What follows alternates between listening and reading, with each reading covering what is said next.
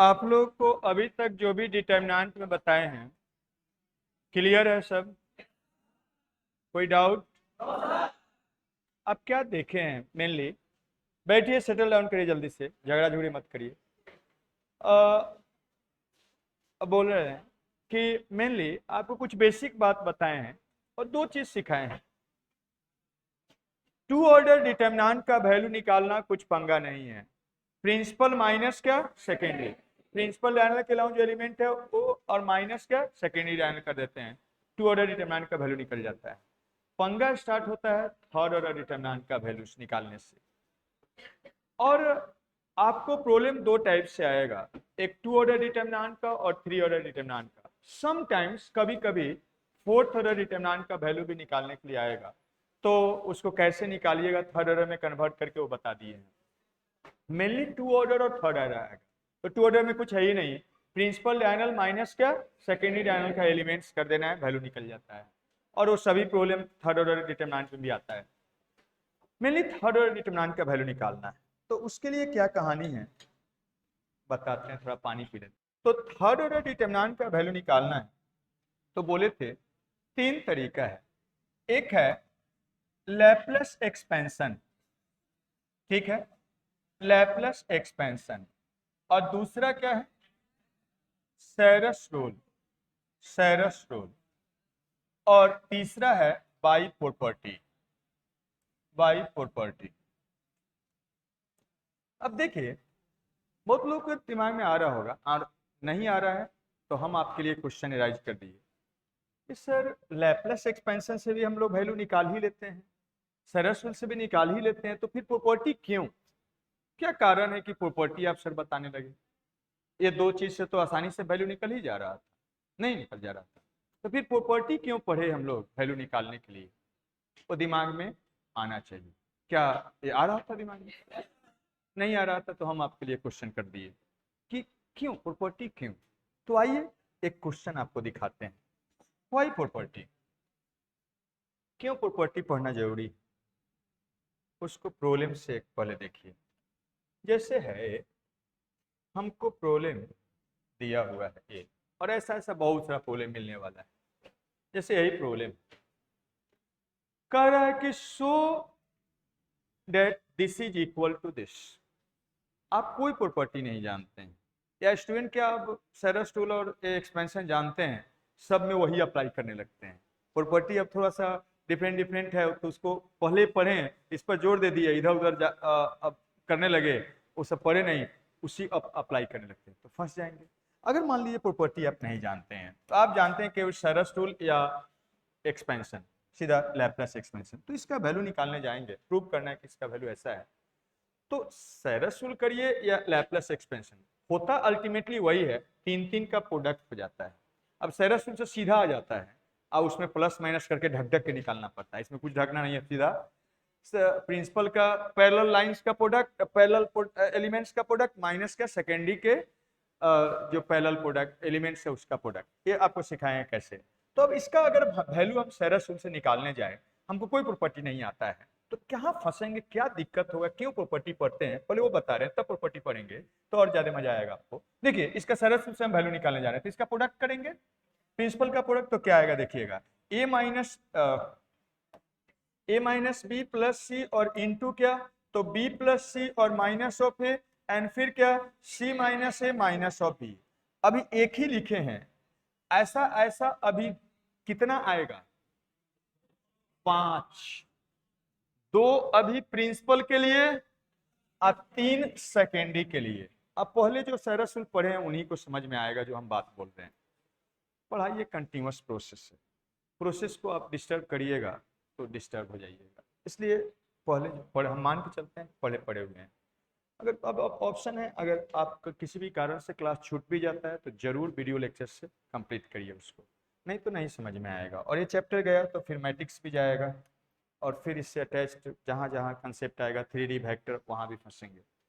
इसलिए जल्दी अभी एक दो क्लास नहीं हुआ है उसको कवर कर लीजिए अगर कोई आदमी मिस किए हैं। तो देखिए हम क्या कर रहे हैं, अभी ऐसा ऐसा कितना टर्म आएगा, 5 और टर्म, 2 प्लस वाला 3 क्या माइनस वाला। इसको अगर आप वैल्यू ऐसे सरस से निकालने जाइएगा तो इसको बचपन से आप जानते हैं, इस 3 को इसके साथ प्रोडक्ट करेंगे तो 9 टर्म बनेगा। अब फिर उस 9 टर्म को इसके साथ प्रोडक्ट करेंगे तो 27 टर्म आएगा। 27 27 27 5 6 बार आएगा। कैलकुलेशन ही करते रह जाइए, और कुछ प्लस माइनस में गड़बड़ हुआ तो फिर गए काम से।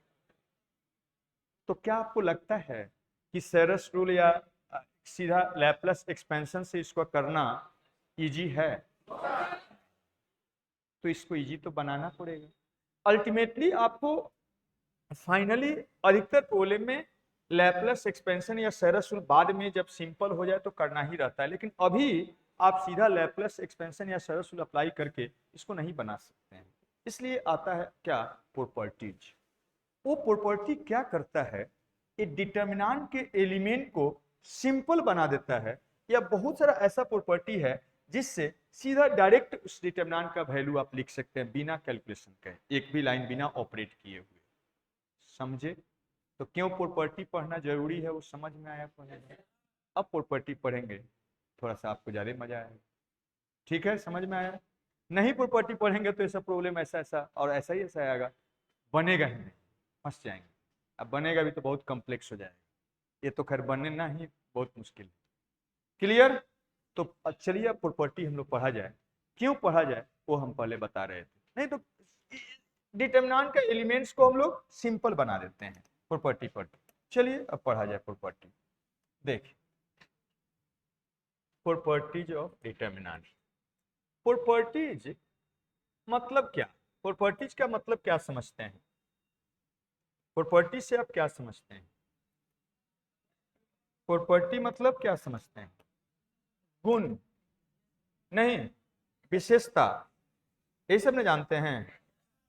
तो अगर कोई आपका प्रॉपर्टी जैसे बोला जाए तो आपका गुण, आपका विशेषता जो आप जनरली करते हैं या जैसे आप बिहेव करते हैं, उसी टाइप से प्रॉपर्टी ऑफ डिटर्मिनेंट मतलब इसका गुण, इसका विशेषता जो अगर पता रहेगा तो उसके अनुसार डिटर्मिनेंट को आप ऑपरेट कर सकते हैं। तो डिफरेंट प्रॉपर्टी 10 टोटल प्रॉपर्टी बताएंगे, देखिएगा एक एक करके आप सुनिएगा। सबसे पहला प्रॉपर्टी हो गया ट्रांसपोज ऑफ डिटर्मिनेंट। ये प्रॉपर्टी क्या कहता है, किसी भी डिटर्मिनेंट का सभी रोज को कॉरस्पॉन्डिंग कॉलम्स में इंटरचेंज कर सकते हैं। इसको ऐसे लिखते हैं, अगर यहां कुछ सिंबल डाल देते, 1 लिख देते तो R1 हो जाता, 2 ले देते तो R2 हो जाता, इन खाली R लिख दिए मतलब क्या, और सभी रो, और यहां सीधा C लिख दिए मतलब सभी कॉलम। तो सभी रो को सभी कॉरस्पॉन्डिंग कॉलम से इंटरचेंज कर सकते हैं। दोनों साइड एरो लगा दिए मतलब आपस में इंटरचेंज कर सकते हैं। इंटरचेंज का मतलब होता है स्थान अदला बदली कर सकते हैं। समझे? तो जैसे ये है, इसी को बोलते हैं ट्रांसपोज करना। सभी रोज को कॉरस्पॉन्डिंग कॉलम्स में इंटरचेंज कर सकते हैं। देखिए करके हम बताते हैं तो कुछ डाउट होगा तो क्लियर होगा। देखिए जैसे हम कर रहे हैं यहाँ पर, ऐसा करने से डिटरमिनेंट चाहिए, ये पहला रो है तो इसको पहला कॉलम बना दीजिए ऐसे, ये दूसरा रो है तो दूसरा कॉलम बना दीजिए। तो जो यहाँ रो में है वो उसका कॉरस्पॉन्डिंग कॉलम्स में चला गया, या जो यहाँ कॉलम में है यहाँ रो में चला गया, जो कॉलम में है रो में चला गया। ऐसा करने को ही बोलते हैं ट्रांसपोज ऑफ डिटरमिनेंट, और उसको ऐसे सिंबल में रिप्रेजेंट करते हैं। अब इसी बात को अगर लिखना होगा लैंग्वेज में तो हमको लिखना पड़ेगा इंटरचेंजिंग ऑल रोज इनटू कॉरस्पॉन्डिंग कॉलम्स। इतना लिखना चाहते हैं आप क्या? नहीं, इसलिए सिंबल यूज कर लीजिए, या सीधा बोल दीजिएगा डिटरमिनेंट को ट्रांसपोज कर रहे हैं। ऐसा करने से डिटरमिनेंट का वैल्यू चेंज नहीं होता है, मींस सभी रो को कॉरस्पॉन्डिंग। अब ऐसा नहीं कि ये फर्स्ट रो है, बहुत लोग क्या करेंगे, ये फर्स्ट रो है, यहाँ पर फर्स्ट रो है, यहाँ सेकेंड रो में कॉलम में लिख देंगे, गलत हो जाएगा। फर्स्ट रो को फर्स्ट कॉलम में, सेकेंड रो को सेकेंड कॉलम में। ऐसा करने से डिटरमिनेंट का वैल्यू चेंज नहीं होता है, और ऐसे करने को हम लोग ऐसे सिंबल में लिखते हैं या बोलते हैं ट्रांसपोज ऑफ डिटरमिनेंट कर रहे हैं। और ऐसा जब जरूरत हो हम लोग कर सकते हैं। जैसे यहाँ है 3, किसी भी ऑर्डर के डिटरमिनेंट में कर सकते हैं। और जितना भी हम प्रॉपर्टी बता रहे हैं एक प्रॉपर्टी को छोड़ के, वो कौन सा प्रॉपर्टी हम बताएंगे आगे, इस सभी ऑर्डर के डिटर्मिनेंट के लिए वैलिड है। अब टू ऑर्डर डिटर्मिनेंट में जनरली हम लोग इसको इस सबको यूज नहीं करते हैं, क्योंकि वो तो ऐसा ही निकल जाता है, प्रिंसिपल माइनस सेकेंडरी, और डिटर्मिनेंट का वैल्यू निकालने के लिए ही हम लोग एक्चुअली में सारा चीज काम कर रहे हैं। मैक्सिमम प्रॉब्लम क्या डिटर्मिनेंट का वैल्यू निकालने के लिए ही आता है, और टू ऑर्डर का तो ऐसे निकल जाता है, और थ्री ऑर्डर का निकालने में पंगा है, इसलिए थ्री ऑर्डर में जनरली यूज करते हैं। फोर्थ ऑर्डर का पूछता ही नहीं है, बहुत रेयरली पूछता है, तो एक आध बता ही दिए हैं, और उससे आगे का पूछेगा ही नहीं। तो थ्री ऑर्डर का ही इसलिए मेनली एग्जाम्पल दे रहे हैं। लेकिन ये ध्यान रखिएगा कि जितना भी प्रॉपर्टी है केवल थ्री ऑर्डर के लिए नहीं, किसी भी ऑर्डर के लिए वैलिड है। खाली एक प्रॉपर्टी जो आगे हम बताएंगे वो केवल टू ऑर्डर के लिए नहीं होता है, बाकी सभी प्रॉपर्टी जितना भी है किसी भी ऑर्डर के डिटर्मिनेंट में अप्लाई कर सकते हैं। समझ में आया बात, ये ध्यान रखिएगा। अब चलिए इसमें इस ऑल ट्रांसपोज ऑफ डिटर्मिनेंट करते हैं, मतलब सभी रोज को करस्पॉन्डिंग कॉलम्स में करते हैं। तो क्या करेंगे जल्दी बताइए। पहला रो को पहला कॉलम ए बी सी, दूसरा रो को दूसरा कॉलम एक्स वाई जेड, तीसरा रो को तीसरा कॉलम 1 2 3, ऐसा कर सकते हैं। ऐसा करने से डिटर्मिनेंट का वैल्यू चेंज नहीं होता है, इसलिए हम लोग ऐसे इक्वल लिखे हैं। इसी को बोलते हैं ट्रांसपोज ऑफ डिटर्मिनेंट, याद रहेगा। ऐसा है, वही चीज लिखे, अब इंग्लिश में बोल देते हैं। देखिए, value of determinant does not change if all rows are interchange with its corresponding columns. सभी को चेंज करना, ऐसा नहीं कि एक को चेंज करिए और बाकी छोड़ दीजिए, नहीं नहीं हो, गलत हो जाए। सभी रोज को कॉरस्पॉन्डिंग कॉलम्स में इंटरचेंज कर सकते हैं, ऐसा करने से डिटर्मिनेंट का वैल्यू चेंज नहीं होगा। अब एक और बात यहां से निकल के आता है, सुनिएगा ध्यान से, यहां लिखे हैं वो, देखिएगा हम क्या देख रहे हैं।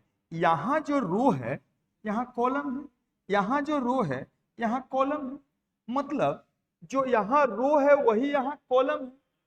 तो कभी भी किसी भी क्वेश्चन के लिए या कहीं भी कुछ भी हम बोल रहे हैं, जो काम रो के लिए कर सकते हैं वही काम इक्वली क्या कॉलम के लिए कर सकते हैं। मतलब जो बात रो के लिए अप्लाइड होगा इक्वली क्या होगा, कॉलम के लिए अप्लाई होगा। ये बोला जाए ना बोला जाए, ये ध्यान रखिए, क्योंकि कभी भी डिटर्मिनेंट का रो को आप क्या बना सकते हैं, कॉलम बना सकते हैं। इसलिए जो काम आप रो में कर सकते हैं वो इक्वली क्या आप कॉलम में यूज कर सकते हैं, क्योंकि वो रो को कभी कॉलम आप बना सकते हैं। समझे, वही चीज लिखे हैं। Any property valid for row is also valid for क्या कॉलम। तो अब कहा जाए आगे से ना कहा जाए, अगर कोई चीज आप रो के लिए कहा यूज कर रहे हैं या हम बोल रहे हैं या लिख रहे हैं, तो वो इक्वली वैसा काम किसमें कर सकते हैं, कॉलम में, क्योंकि कभी भी रो को आप कॉलम बना सकते हैं। समझ में आया बात। तो ट्रांसपोज ऑफ डिटर्मिनेंट क्लियर हो गया। चलिए आगे बढ़ते हैं। नेक्स्ट प्रॉपर्टी है, थोड़ा सा ध्यान इस पर दीजिएगा। ये 80 से 90% प्रॉब्लम में इस प्रॉपर्टी का यूज होता है, इसलिए इस पर थोड़ा सा विशेष ध्यान दीजिएगा, क्योंकि सबसे ज्यादा ये प्रॉपर्टी यूज होगा। चलिए एक एग्जाम्पल भी ले लेते हैं, इसमें जो दिए हैं वही।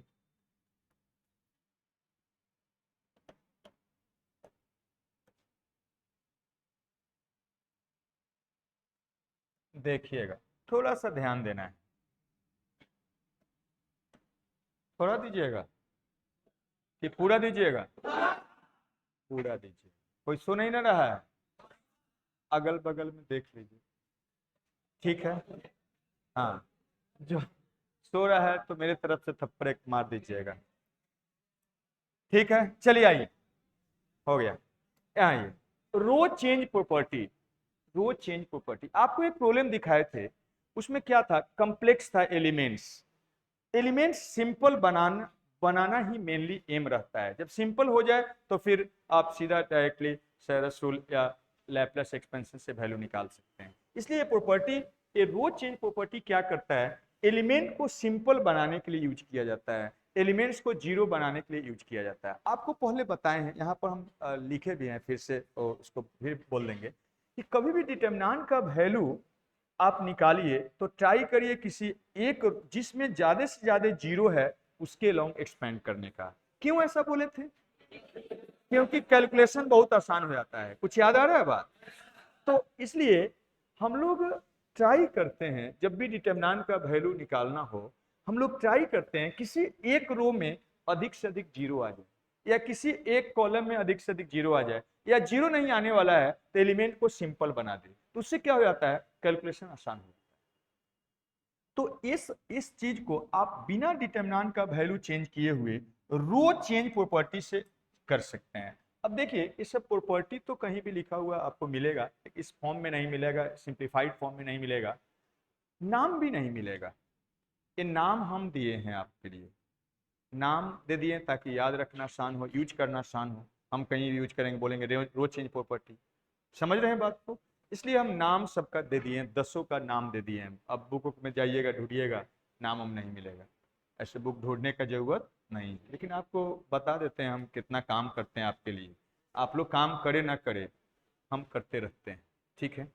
तो देखिए, रो चेंज प्रॉपर्टी क्या कहता है उसको पहले एक बार हम पढ़ते हैं, देखिएगा, सुनिए ध्यान से। एनी रो, और जो काम रो में कर सकते हैं वैसा ही क्या कॉलम में कर सकते हैं, इसलिए कॉलम लिख दे, बोले नहीं बोले कॉलम में भी कर सकते हैं।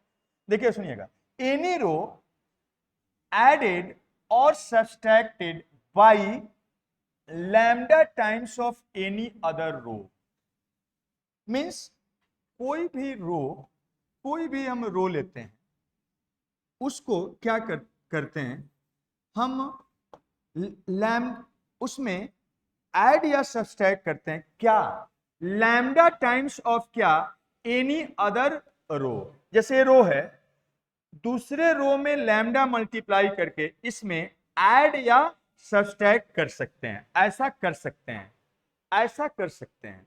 ऐसा करने से value of determinant does not change, ऐसा करने से डिटरमिनेंट का वैल्यू चेंज नहीं होता है, ऐसा करने से डिटरमिनेंट का वैल्यू चेंज नहीं होता, समझे बात को।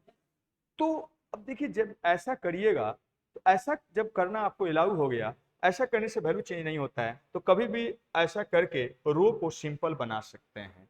और ध्यान दीजिएगा, जिसको चेंज करते हैं यहां पर, जैसे किसको चेंज कर रहे हैं, तो यहां ith रो को चेंज करें, तो जिसको चेंज कर रहे हैं वो पहले लिख देते हैं, और यहां पर एक एरो ऐसे लगा देते हैं। तो ध्यान दीजिएगा, ऐसे लिख दिए, इसका मतलब हो गया ith रो चेंज हो रहा है। कैसे चेंज हो रहा है, तो कि jth रो में लैम्डा मल्टीप्लाई करके ऐड करके उसमें, या सब्सट्रैक्ट करके, ऐसा करके ith रो को जब भी ऐसा लिख दिया जाए, यहां से यहां तक लिखा हुआ है, ये तो रो नंबर आप जानते ही हैं, एक एरो लगा दिए, मतलब क्या, ये चेंज हो रहा है। कैसे चेंज हो रहा है, तो ये ऑपरेशन ऐसा है, समझ में आया बात। तो ऐसा करने से डिटरमिनेंट का वैल्यू चेंज नहीं होता है, और ऐसे चेंज करके कभी भी रो को आप चेंज कर सकते हैं, कॉलम को चेंज कर सकते हैं। यही चीज हम ऐसे कॉलम में अप्लाई कर सकते हैं। कॉलम ith कॉलम को हम चेंज करें, कैसे, कॉलम ith कॉलम में हम क्या कर देते हैं, कॉलम jth कॉलम को हम ऐड कर दे या सब्सट्रैक्ट कर दे, मतलब लैम्डा के जगह पर क्या है 1, सीधा ऐड सब्सट्रैक्ट करने का मतलब क्या हो गया, उसके जगह पर क्या है 1 है। तो ऐसा करने से ith कॉलम क्या हो गया, चेंज हो गया। और आप केवल इसको चेंज करने के लिए एक रो को चेंज करिए, यूज करिए, या एक से अधिक रो का यूज करिए, उससे कोई अंतर नहीं पड़ता। हम ऐसे लिख सकते हैं, ith रो को, इसका मतलब क्या हो गया, बोलिए जल्दी से, ith रो को चेंज कर रहे हैं। ith रो को, ये सिंबल का मतलब यहां जो लिखा हुआ है वो रो नंबर या कॉलम नंबर वो जानते हैं, ऐसे एक एरो लगा दिए, मतलब क्या, वो चेंज हो रहा है। कैसे चेंज हो रहा है, इधर लिखा हुआ है। और अगर ऐसे लगाते हैं तो क्या होता है, इंटरचेंज करते हैं, स्थान अदला बदली करते हैं, वो अलग सिंबल है, वो बता दी। तो अब यहां पर इसका मतलब ये चेंज हो रहा है, हम ऐसे ले लेते हैं, ith रो को हम चेंज कर रहे हैं, कैसे, तो हम क्या कर रहे हैं, लैम्डा में लैम्डा इंटू क्या, jth रो ऐड करिए या सब्सट्रैक्ट करिए, साथ में हम k मल्टीप्लाई कर देते हैं, कोई k या k दो बार लिख देंगे तो आपको कंफ्यूजन हो जाएगा। हम क्या करते हैं, समथिंग मान लेते हैं म्यू मल्टीप्लाई कर देते हैं केथ रो में, और क्या इसमें ऐड सब्सट्रैक्ट कर सकते हैं। मतलब ith रो को चेंज करने के लिए हम केवल एक रो का यूज कर सकते हैं, या एक से अधिक रो का भी एक साथ यूज कर सकते हैं। लेकिन ध्यान रहे, जब रो को चेंज कर रहे हैं तो रो को यूज करना है, और कॉलम को चेंज कर रहे हैं तो कॉलम को यूज करना है। और कभी भी खाली ऐसे लिखा हुआ है, ऐसे लिखा हुआ है, इसका मतलब क्या होगा, इसका या -C3 लिखा हो, इसका मतलब लैम्डा के जगह पर क्या है, 1 है। समझ में आया बात? तो किसी भी रो या कॉलम को आप चेंज कर सकते हैं। कैसे? किसी दूसरे रो में कुछ मल्टीप्लाई करके, ऐड या सब्सट्रैक्ट करके। ऐसा करने से वो रो तो चेंज हो जाएगा, लेकिन डिटरमिनेंट का वैल्यू चेंज नहीं होगा। जैसे इसको देखिए, इसका वैल्यू तो सीधा डायरेक्ट भी आप सेरस रूल से या किसी के लॉन्ग एक्सपेंड करके निकाल सकते हैं, लेकिन क्या बताए थे कि आप ट्राई करिए किसी एक रो में अधिक से अधिक जीरो लाने का, तो और कैलकुलेशन आसान हो जाएगा। तो अब इसके हम लोग इसको ऑब्जर्व करते सोचते हैं कि किसी रो में कुछ मल्टीप्लाई करके, किसी दूसरे में ऐड या सब्सट्रैक्ट करके, किसी एक रो में या कॉलम में जीरो होगा क्या, ये ऑब्जर्वेशन से दिखेगा। तो देखिए थोड़ा सा यहाँ पहले ऑब्जर्व करिए, यहाँ के है, यहाँ 2k है, यहाँ के है, यहाँ -3k है। अगर इसमें हम 2 मल्टीप्लाई करके घटा दे तो ये जीरो हो जाएगा, इसमें 3 मल्टीप्लाई करके जोड़ दे तो ये जीरो हो जाएगा। तो हम ऐसा करने जा रहे हैं, क्या करने जा रहे हैं, कॉलम 2 को ऐसे लिख दिए, इसका मतलब बोलिए, ऐसे लिख दिए, इसका मतलब बताइए। कॉलम 2 को चेंज करने जा रहे हैं, कॉलम 2 को चेंज करने जा रहे हैं। कैसे? तो ध्यान दीजिए, कॉलम 2 को चेंज करने जा रहे हैं कैसे? तो हम क्या करने जा रहे हैं, कॉलम 1 में, कॉलम 1 में क्या करते हैं, 2 मल्टीप्लाई कर देते हैं और घटा देंगे, ये जीरो हो जाएगा। और फिर कॉलम 3 में हम ऐसा चेंज करने जा रहे हैं, कॉलम 3, एक कॉलम 3 को चेंज करें, इतना दो दिखा रहा है कि कॉलम 3 को चेंज हो रहा है।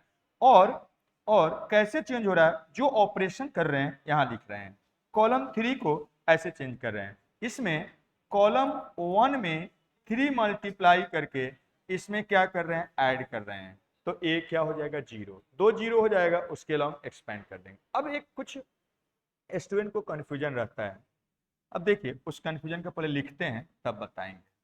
देखिए यहाँ पर हम क्या कर रहे हैं, कॉलम 2 को चेंज कर रहे हैं कैसे, तो इसमें 2 मल्टीप्लाई करके घटा देते हैं, तो करस्पॉन्डिंग एलिमेंट को घटाइएगा, इसमें 2 मल्टीप्लाई घटाइएगा क्या हो जाएगा, जीरो। इसमें 2 मल्टीप्लाई करिएगा तो 2, और 2 में से 2 घटाइएगा, जीरो। वहां घटाना का वो एक्सप्रेशन को शो नहीं करते, ऐसे ही मन करते हैं, यही तरीका होता है, ध्यान दीजिएगा।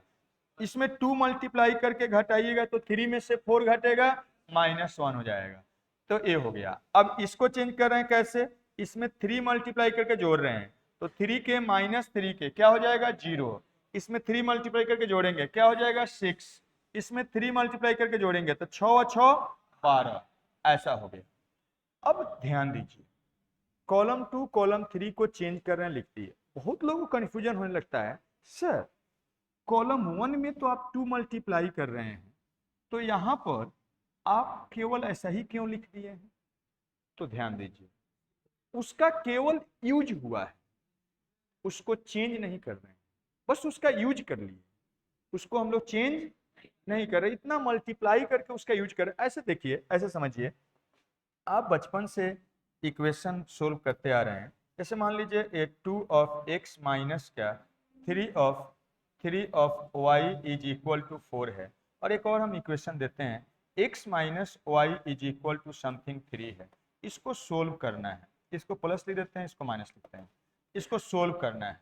तो बचपन से आप क्या करते थे, एलिमिनेशन करते थे, तो इसका कोफिशिएंट को सेम करने के लिए फर्स्ट को ऐसे ही देते थे, और क्या इसमें 3 मल्टीप्लाई करके सेकेंड में ऐड करते थे। तो ऐसा करने से क्या, मल्टीप्लाई तो हम लोग इसमें किए, लेकिन क्या मल्टीप्लाई करके उसको चेंज कर रहे हैं, उसका बस केवल यूज करते हैं। समझ रहे हैं बात को, जस्ट उसका यूज करते हैं, हम लोग वैल्यू निकालेंगे। उसी टाइप से चेंज, ये ध्यान रखिए, बहुत लोग कंफ्यूजन होता है, जहां जहां जो कंफ्यूजन होता है, जो गलती करते हैं, वो सब हम बताने वाले हैं, और वो सब बुक में नहीं मिलेगा, बुक में खाली लिख देगा, उसके बाद कुछ एक्सप्लेनेशन नहीं। इसलिए ध्यान से सुनिएगा, ये थोड़ा सा कंसेप्ट वाला चीज है, और इसमें जनरली लोग गलती कर बैठते हैं, इसलिए जहां जहां गलती करते हैं, जहां जहां फंसते हैं, वो इतना हमारा एक्सपीरियंस ही है, सब आइडिया हमारे पास पहले ही आ चुका है, क्योंकि आपके जैसा कितना आया और गया, और कितना भी आएगा। इसलिए सब हमको पता हो गया पहले ही से। आपको जो गलती कर सकते हैं, सोच सकते हैं, वो पहले ही हम एक्सप्लेन कर देते हैं, इसलिए वही सब बता रहे हैं। और ये पूरा कंसेप्ट वाला चीज़ सब है। अगर एक बार डेवलप हो गया कंसेप्ट के साथ, यही है, एक बार दिमाग में सेट हो गया एकदम आसान है, और नहीं दिमाग में सेट हो गया इतना भारी है कि उठैले नहीं उठेगा। समझे? तो कंसेप्ट के साथ यही होता है। बस थोड़ा सा ध्यान से सुनिएगा, सब बात को हम बता रहे हैं एक एक पॉइंट को। तो स्टूडेंट को गलती क्या सोचते हैं बहुत बार कि सर यहाँ तो आप C1 में 2 मल्टीप्लाई किए हैं, लेकिन उसको तो सॉरी C1 में 2 मल्टीप्लाई किए, यहाँ कहाँ लिखे हैं उसको मल्टीप्लाई करके? तो देखिए बउआ, हम पहले ही बोल रहे हैं कि ये वाला C2 चेंज हो रहा है, ये जिसको चेंज कर रहे हैं वो पहले लिखा हुआ रहता है, दूसरा कुछ में भी मल्टीप्लाई करके बस उसका यूज होता है। यहाँ पर भी C3 चेंज हो रहा है, C3 चेंज हो रहा है, C2 चेंज हो रहा है, C1 और को केवल क्या यूज कर रहे हैं, उसमें मल्टीप्लाई करके उसको चेंज नहीं कर रहे हैं। चेंज केवल ए हो रहा है, यहाँ जो लिखा हुआ रहेगा एरो के पहले वो चेंज हो रहा है, एरो के पहले वो चेंज हो रहा है। कैसे चेंज हो रहा है? यहाँ लिखा हुआ है। बात समझ में आया? आगे कोई कंफ्यूजन नहीं न रहेगा, तो ध्यान रखिएगा। ऐसा करने पर ऐसा हो गया, फायदा क्या हुआ देखिएगा। अब यहाँ पर 2 जीरो आ गया, अब जानते हैं इसके लॉन्ग अब एक्सपेंड करेंगे तो सबसे पहला का पोजीशन का साइन प्लस, तो प्लस के और जिस रो कॉलम में ढक के लिख दीजिए प्रिंसिपल माइनस सेकेंडरी, एक लाइन में आंसर हो जाएगा -6, मतलब 6 के हो जाएगा आंसर। नहीं हुआ आसान? ऐसे ढक ढक के निकालते तो बहुत सारा ऑपरेशन करना पड़ता है, इसलिए हम लोग एक प्रॉपर्टी पढ़ते हैं और सबसे ज्यादा रो चेंज प्रॉपर्टी। तो दिमाग में बात सेट हुआ सब लोगों को? अब यही है रो चेंज प्रॉपर्टी। किसी एक रो में कुछ भी मल्टीप्लाई करके दूसरे रो को चेंज कर सकते हैं। ऐसा करने से डिटरमिनेंट का वैल्यू चेंज नहीं होता है। एक रो को चेंज करने के लिए एक से अधिक रो का यूज कर सकते हैं, जैसे यहां पर किया हुआ, ठीक है, और आगे प्रॉब्लम में आएगा। इतना क्लियर हो गया? तो ये सबसे ज्यादा यूज इसलिए पड़ता है क्योंकि इससे डिटरमिनेंट का वैल्यू बिना चेंज किए हुए हम लोग एलिमेंट्स को छोटा कर सकते हैं। और अभी एक प्रॉब्लम दिखाए थे, कितना बड़ा बड़ा एलिमेंट था, वो सब अब सोच के हम लोग इस प्रॉब्लम से, इस कंसेप्ट से, इस प्रॉपर्टी से उसको छोटा कर दे देंगे और वैल्यू निकाल। समझी? बस यही है कि इसमें थोड़ा सा ऑब्जर्वेशन करना पड़ता है, इसलिए स्टूडेंट आगे जाके प्रॉपर्टी पता भी रहता है तो थोड़ा सा हम जो तरीका बताएंगे प्रॉब्लम में भी अप्लाई करेंगे, तो आपको सोचना पड़ेगा कि किसमें क्या ऐड करे, मल्टीप्लाई करके ऐड करे, सब्सट्रैक्ट करे, वो थोड़ा सा सोचना पड़ेगा ताकि जीरो आए। बस वही काम करना है। अब सोचना तो थोड़ा बहुत पड़ेगा ही, दिमाग है तो खाली इधर उधर नहीं सोचिएगा, यहाँ काम वाला चीज पर भी सोचिएगा। उतना है आपके पास, उससे बहुत ज्यादा दिमाग है, बस इधर उधर भटकाए हुए हैं, सही जगह पर ले आइएगा। अब इस प्रॉपर्टी का यूज करके आप क्या कर सकते हैं और क्या नहीं करना है, क्या करना है क्या नहीं करना है वो बताते हैं। इसी में आएगा कि इस प्रॉपर्टी को यूज करने के दौरान बहुत सारा लोग स्टूडेंट गलती करते हैं, तो हम गलती बता रहे हैं कि वो नहीं करना है, और करना क्या है वो तो बताएं, फिर से दोहरा देते हैं। देखिए, do don't buy this property, मतलब क्या करना है और क्या नहीं करना है इस प्रॉपर्टी से। तो पहले करना बता देते, उसके बाद नहीं करना है, जहां जहां गलती स्टूडेंट करते हैं वो सभी बताएंगे। Rule for finding value of determinant, कभी वैल्यू ऑफ डिटरमिनेंट निकालना है तो नहीं कि फिर सीधा आप लैप्लस एक्सपेंशन या सर्वस अप्लाई कर दीजिएगा, तो बहुत बार कॉम्प्लेक्स हो जाएगा। वो तब जब सिंपल एलिमेंट्स होगा तब आप अप्लाई करेंगे। तो सबसे पहले ट्राई यही करना है, रो चेंज प्रॉपर्टी आप देखें, उस प्रॉपर्टी का यूज करके किस मैक्सिमम से मैक्सिमम नंबर जीरो लाने का, make maximum number of zero in any one row और column, then expand along that row और कॉलम। तो सबसे पहले यही ट्राई करना है कि रो चेंज प्रॉपर्टी से किसी एक रो, अभी एक प्रॉब्लम में बताए हैं ना, किसी एक रो में या किसी एक कॉलम में अधिक से अधिक जीरो आ जाए, और जिस रो या कॉलम में अधिक से अधिक जीरो आ जाए उसके अलोंग आपको क्या करना है, एक्सपेंड कर देना है, आ जाएगा भैया, यही काम करना है। और बहुत बार अब जीरो नहीं आएगा, तब क्या करिएगा, try to make elements of row column in simple form. अगर मान लीजिए जीरो नहीं आने वाला है तो क्या करिए, वो एलिमेंट को क्या सिंपल छोटा फॉर्म में बना दीजिए डिटरमिनेंट का एलिमेंट्स इस प्रॉपर्टी से, और तब क्या करिए एक्सपेंड करिए। समझ में आया बात? अब ये सब प्रॉब्लम में अप्लाई होगा तो आपको पता चलेगा, लेकिन मैथ्स में बस इसको एक आउटलाइन जो बोलते हैं उस सबको एक बार दिमाग में ले जाइए और उसको दिमाग में रखिए। यही कहा आपको, लाइन बाय लाइन रटना नहीं रहता है मैथ को, थ्योरी कि लिखना नहीं है एक्सप्लेनेशन के साथ, बस एक बार मोटा मोटी दिमाग में रख दीजिए। अच्छा, अब वैल्यू निकालें, हमको ये सोचना है किसी मैक्सिमम, किसी एक रो या एक कॉलम में मैक्सिमम नंबर ऑफ जीरो लाना है, या वो नहीं हो तो क्या करना है, एलिमेंट को सिंपल बनाना है। अब कैसे उसको सिंपल बनाएंगे वो सब चीज आगे प्रॉब्लम में अप्लाई करेंगे, क्लियर हो। इसलिए तो मैथ्स खाली थ्योरी से नहीं हो सकता है, प्रॉब्लम बनाना पड़ेगा।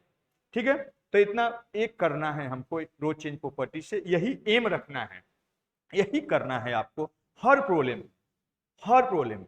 ये ध्यान रखिए, यही दो में से कोई, सबसे पहले जीरो ट्राई करना है एक रो या कॉलम में, और नहीं आने वाला है तो एलिमेंट्स को सिंपल बनाना है रो चेंज प्रॉपर्टी से, यही करना है। और क्या नहीं करना है वो अब देखिएगा, जो गलती करते हैं देखिएगा, ध्यान दीजिएगा, देखिएगा, ध्यान दीजिएगा।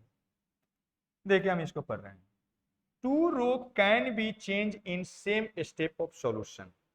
स्टेप ऑफ सॉल्यूशन का मतलब समझते हैं कि नहीं समझते हैं? नहीं समझते तो यहां पहले बताते हैं। देखिएगा, एक क्वेश्चन है, इसको ऐसे ऑपरेट किए तो ए पहला स्टेप हो गया, हुआ, और अब ए वाला को फिर से हम कुछ ऑपरेशन किए तो ये क्या हो गया, दूसरा स्टेप हो गया।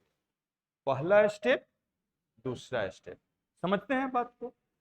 जैसे या हम लिख दिए ऐसे, 3 ऑफ एक्स माइनस ऑफ क्या 4 इक्वल टू 0। एक क्वेश्चन है, एक्स निकालना है तो हम लिख देते हैं 3x इज इक्वल टू 4, दूसरा स्टेप है।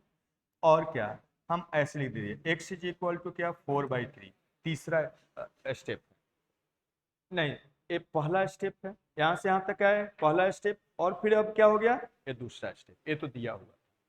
समझे स्टेप का मतलब? अब वही बोल रहे हैं, स्टेप ऑफ सॉल्यूशन का मतलब, जब सॉल्यूशन निकाल रहे हो तो आप क्या करिए, टू रो को आप एक बार सेम स्टेप में चेंज कर सकते हैं, जो रो चेंज प्रॉपर्टी देखे हैं, but row which is change, ध्यान दीजिए इस बात पर, row which is change means जो रो चेंज हो गया है, can not use to change other row in same step of solution. Step of solution का मतलब पहले ही बता दिए, एक ही स्टेप में, एक ही स्टेप में जिस रो को आप चेंज कर दिए हैं दूसरे को चेंज करने के लिए यूज नहीं कर सकते, but other in other step of solution we can use, means दूसरा स्टेप में आप यूज कर सकते हैं। समझे इस बात को? जैसे देखिए यहां पर एग्जांपल देखिए तो और क्लियर होगा। इसका मतलब R1 चेंज हो रहा है, कैसे हो रहा है, तो R1 में R2 घटा के हो रहा है, मतलब R1 चेंज हो गया चेंज, कैसे, तो इस तरीका से। अब देखिएगा R2 को हम जब चेंज करने जाएंगे तो R1 चेंज हो गया है, इसका यूज इसी स्टेप में नहीं कर सकते, करिए गलत हो जाएगा। क्यों गलत होगा वो प्रॉब्लम में हम बताएंगे, पहले ये बात दिमाग में। तो यहां पर अब R2 को हम चेंज करने जा रहे हैं, कैसे, तो R3 को यूज कर लिए तो R2 भी क्या हो गया, चेंज हो गया, R1 R2 दोनों चेंज हो गया। अब हम अगर R3 को चेंज करने जाए और हम ऐसे लिखे R3 माइनस R1, एक क्या हो गया, गलत स्टेप हो गया। क्यों, R1 चेंज हो गया, उसको उसी स्टेप में दूसरे को चेंज करने के लिए यूज कर रहे हैं, इसलिए क्या है, गलत है। फिर उसी टाइप से अगर हम R3 को चेंज कर रहे हैं, ऐसे R3 को चेंज कर रहे हैं, R3 में से या R3 में R2 को ऐड करके, ये भी क्या, गलत हो गया। क्यों, क्योंकि R2 चेंज हो गया है, उसी स्टेप में उसका यूज कर रहे हैं, इसलिए वो क्या है, गलत। समझ में आ गया बात? बस यही एक बात दिमाग में रखिएगा कि कभी भी रो चेंज प्रॉपर्टी से, सब रो चेंज के लिए हम यूज कर रहे हैं, दूसरा प्रॉपर्टी के बाद अलग होगा। इस प्रॉपर्टी में और सबसे ज्यादा आपको बता ही दिए हैं, 80 से 90% प्रॉब्लम में इसी का यूज पड़ेगा। इसलिए इस प्रॉपर्टी को ध्यान से पहले देखिए।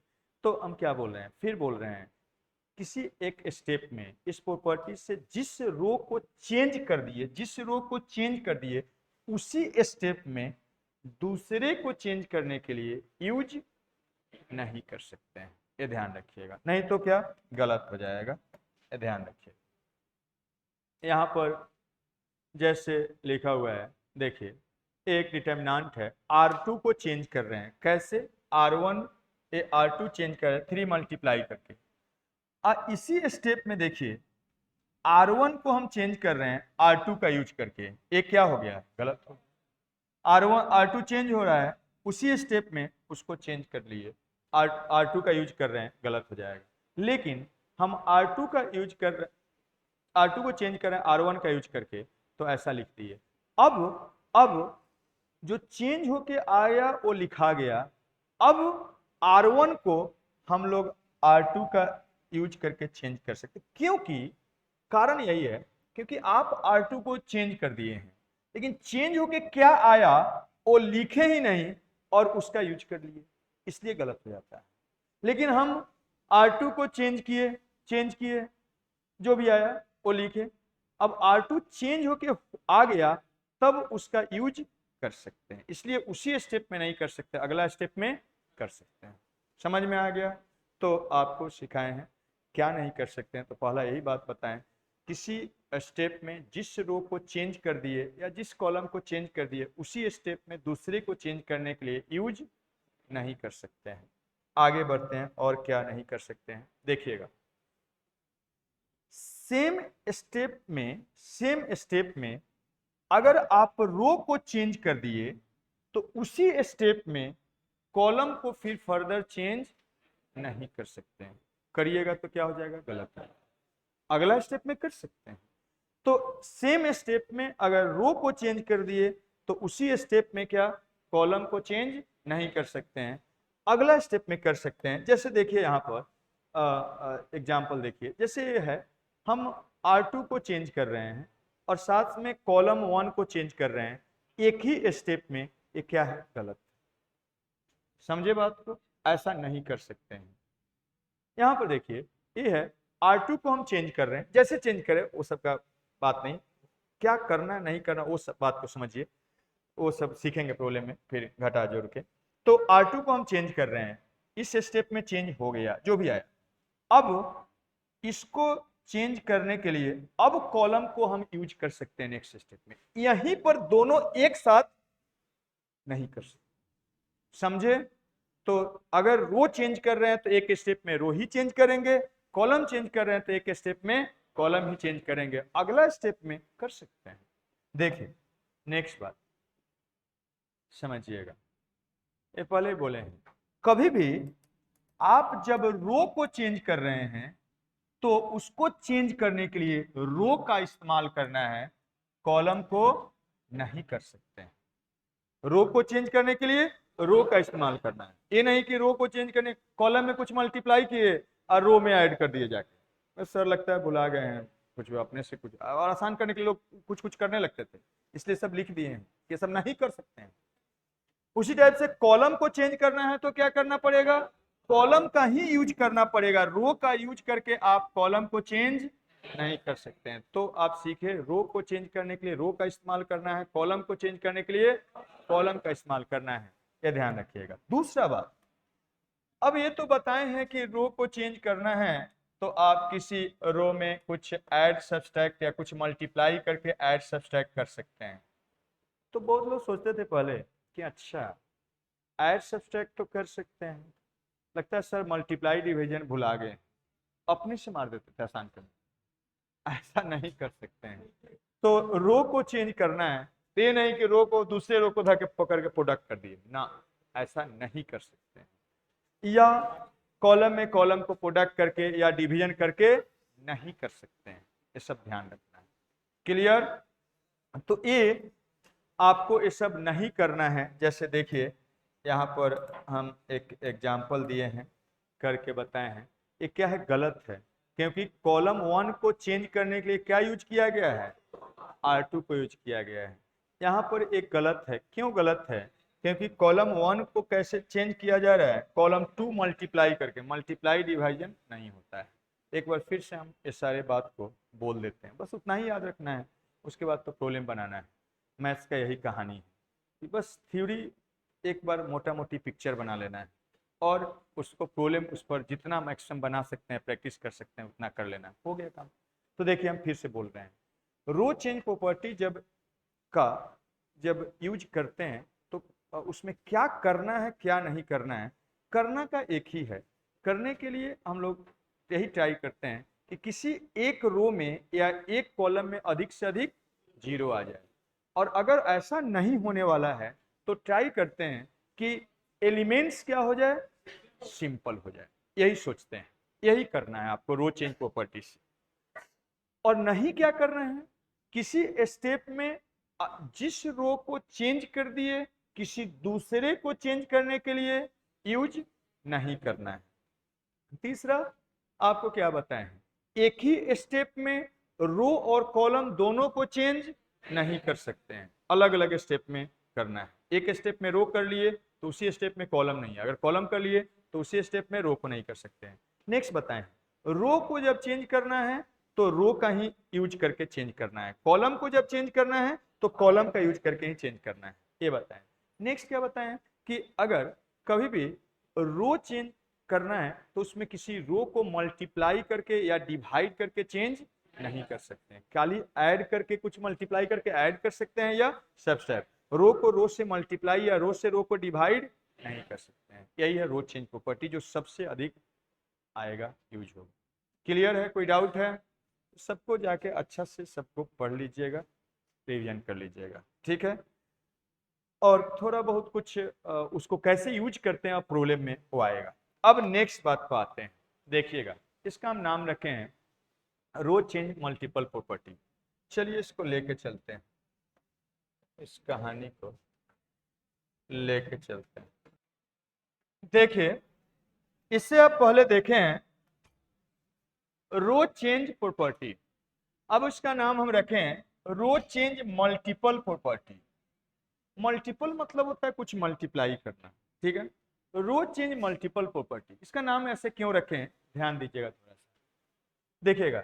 If any non zero quantity lambda is multiplied in any row और कॉलम, जो प्रॉपर्टी रो के लिए वैलिड है इक्वली वैलिड है कॉलम के लिए, which is changing then determinant is divided by lambda. समझे इस बात को, हिंदी में हम इसको बोल देते हैं, जिस रो को आप चेंज कर रहे हैं उसी में कुछ मल्टीप्लाई करिएगा तो डिटर्मिनेंट को उतना ही से क्या करना पड़ेगा, डिवाइड करना। देखिए यहां पर जैसे देखिएगा R1 ऐसे लिख दिए, इसका मतलब R1 को चेंज कर रहे हैं तो हम लैम्डा इंटू R1 लिख दे रहे हैं, तो जिसको चेंज कर रहे हैं उसी में कुछ मल्टीप्लाई कर दिए तो डिटर्मिनेंट को उतना ही से क्या करना पड़ेगा, डिवाइड, पूरा होल डिटर्मिनेंट को, नहीं तो वैल्यू अलग आ जाएगा। आप डिटर्मिनेंट का वैल्यू निकाल रहे हैं तो क्या वैल्यू अलग आना चाहिए कि दिया गया डिटर्मिनेंट के बराबर ही होना चाहिए, उसके बराबर होना चाहिए। इसलिए ऐसा कुछ ऑपरेशन करना है कि सिंपल भी रहे डिटर्मिनेंट का सारा एक्सप्रेशन एलिमेंट, लेकिन वो वैल्यू उसका चेंज नहीं। इसलिए कभी भी जब जिस रो को चेंज कर रहे हैं उसी में कुछ मल्टीप्लाई करिएगा तो पूरे डिटर्मिनेंट को उतना ही से क्या करना पड़ेगा, डिवाइड करना होगा। अगला जब इतना करने के बाद लिखिएगा उसमें क्या, उतना ही से डिवाइड करना होगा, नहीं तो गलत हो जाएगा। इससे पहले आपको जो बताए थे उसमें देखिए, उसमें क्या था, जिसको चेंज कर रहे थे उसमें कुछ हम मल्टीप्लाई नहीं कर रहे थे, किसी दूसरे में कुछ मल्टीप्लाई करके ऐड या सब्ट्रैक्ट कर रहे थे। दोनों में अंतर समझ में आया?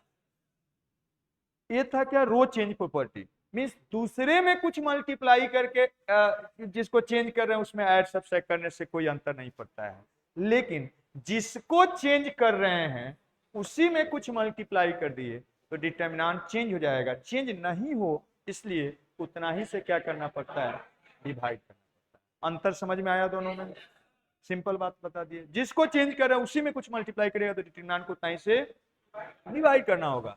लेकिन जिसको चेंज कर रहे हैं उसमें कुछ नहीं मल्टीप्लाई कर रहे, दूसरे में कुछ मल्टीप्लाई करके ऐड सब्ट्रैक्ट करने से चेंज डिटरमिनेंट को डिवाइड करने की जरूरत नहीं है। वही चीज लिखते हैं नेक्स्ट वो वाला बात के लिए, but if you multiplying in row which are not changing, just use it for change other row using property 2, जो अभी रो चेंज प्रॉपर्टी बताएं, then determinant not divided by lambda, मतलब हम जिसको चेंज कर रहे हैं उसमें कुछ मल्टीप्लाई नहीं कर रहे हैं, किसी दूसरे में मल्टीप्लाई करके जस्ट उसका यूज कर रहे हैं, तो डिटरमिनेंट को लैम्डा से डिवाइड करने की जरूरत नहीं है। लेकिन जिसको चेंज कर रहे हैं उसी में कुछ मल्टीप्लाई करिएगा तो डिटरमिनेंट को लैम्डा से डिवाइड करना। चलिए यहाँ एक एग्जांपल देखते हैं।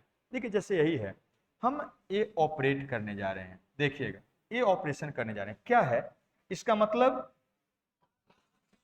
R1 चेंज करने जा रहे हैं, कैसे? 3 ऑफ R1, 3 ऑफ R1, किसको चेंज कर रहे हैं? R1 को, उसी में कुछ मल्टीप्लाई कर रहे हैं तो डिटरमिनेंट को उतना ही से डिवाइड करना होगा, यही R1 है। तो इसमें इसी को चेंज कर रहे हैं, इसी को चेंज कर रहे हैं, उसी में मल्टीप्लाई कर रहे हैं, तो इसमें डिटरमिनेंट को डिवाइड करना होगा, 3 से डिवाइड करिए, 3A 3B 3C, लेकिन अभी काम हुआ नहीं है, मल्टीप्लाई किए। और साथ में कहा जा रहा है कि R2 में 2 मल्टीप्लाई करके इसमें घटाना है, तो क्या करिए, इसमें 2 मल्टीप्लाई करके घटाइए, तो 2x माइनस 2x, इसमें 2 मल्टीप्लाई करिएगा तो 2 ऑफ y, इसमें 2 मल्टीप्लाई करिएगा 2 ऑफ क्या z, समझ में आया? अब क्या इसमें 2 से भी डिवाइड करेंगे? करेंगे क्या? करेंगे, क्यों?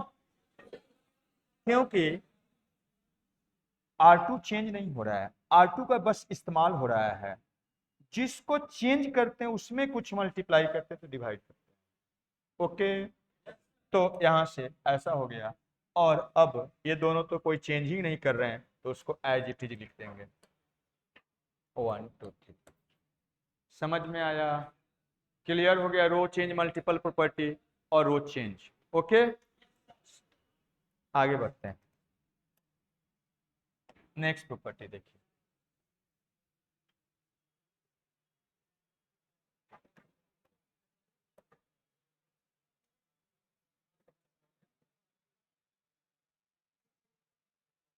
देखिएगा, सुनिएगा, समझिएगा। नेक्स्ट है स्केलर मल्टीपल प्रॉपर्टी। ये प्रॉपर्टी क्या बोलता है? देखिएगा, कोई भी डिटरमिनेंट का एक रो का सारे एलिमेंट में कुछ कॉमन फैक्टर होता है, तो उस कॉमन फैक्टर को डिटरमिनेंट से बाहर लिख सकते हैं। देखिए जैसे यहाँ पर इस रो के सारे एलिमेंट में 3 3 3 है, इस 3 को खींच के बाहर कर दिए तो ABC बचा, आइए तो जैसा है वैसे ही। यहाँ पर भी इसे देख सकते हैं, इस डिटरमिनेंट के इस सभी कॉलम्स के इस कॉलम के सारे एलिमेंट्स में 3 फैक्टर है, कॉमन फैक्टर है, तो इस 3 को बाहर खींच के कर सकते हैं। समझ में आया बात? वही चीज लिखे हैं, देखिए कॉमन, इंग्लिश में वही चीज लिखे हैं, common factors of elements of any row और कॉलम। जो काम रो के लिए कर सकते इक्वली वैलिड है क्या कॉलम के लिए? सबसे पहले इसलिए इसको बता दिए, हम ऐसे लिख दिए, नहीं लिखते नहीं बोलते तो मतलब वही। Can be taken out from symbol of determinant, determinant के सिंबल से बाहर खींच के कर सकते हैं, बाहर खींच के कर सकते हैं, कर दिए। ठीक है, अब इसी का रिवर्स, उल्टा उल्टा उल्टा समझते हैं, चलिए उल्टा किया जाए। उल्टा इसका यह है कि कोई भी डिटरमिनेंट है उसमें कुछ मल्टीप्लाइड है, तो उस क्वांटिटी को किसी भी एक रो में या किसी भी एक कॉलम में मल्टीप्लाई कर सकते हैं अपने जरूरत के अनुसार। अब जरूरत कैसे पड़ेगा?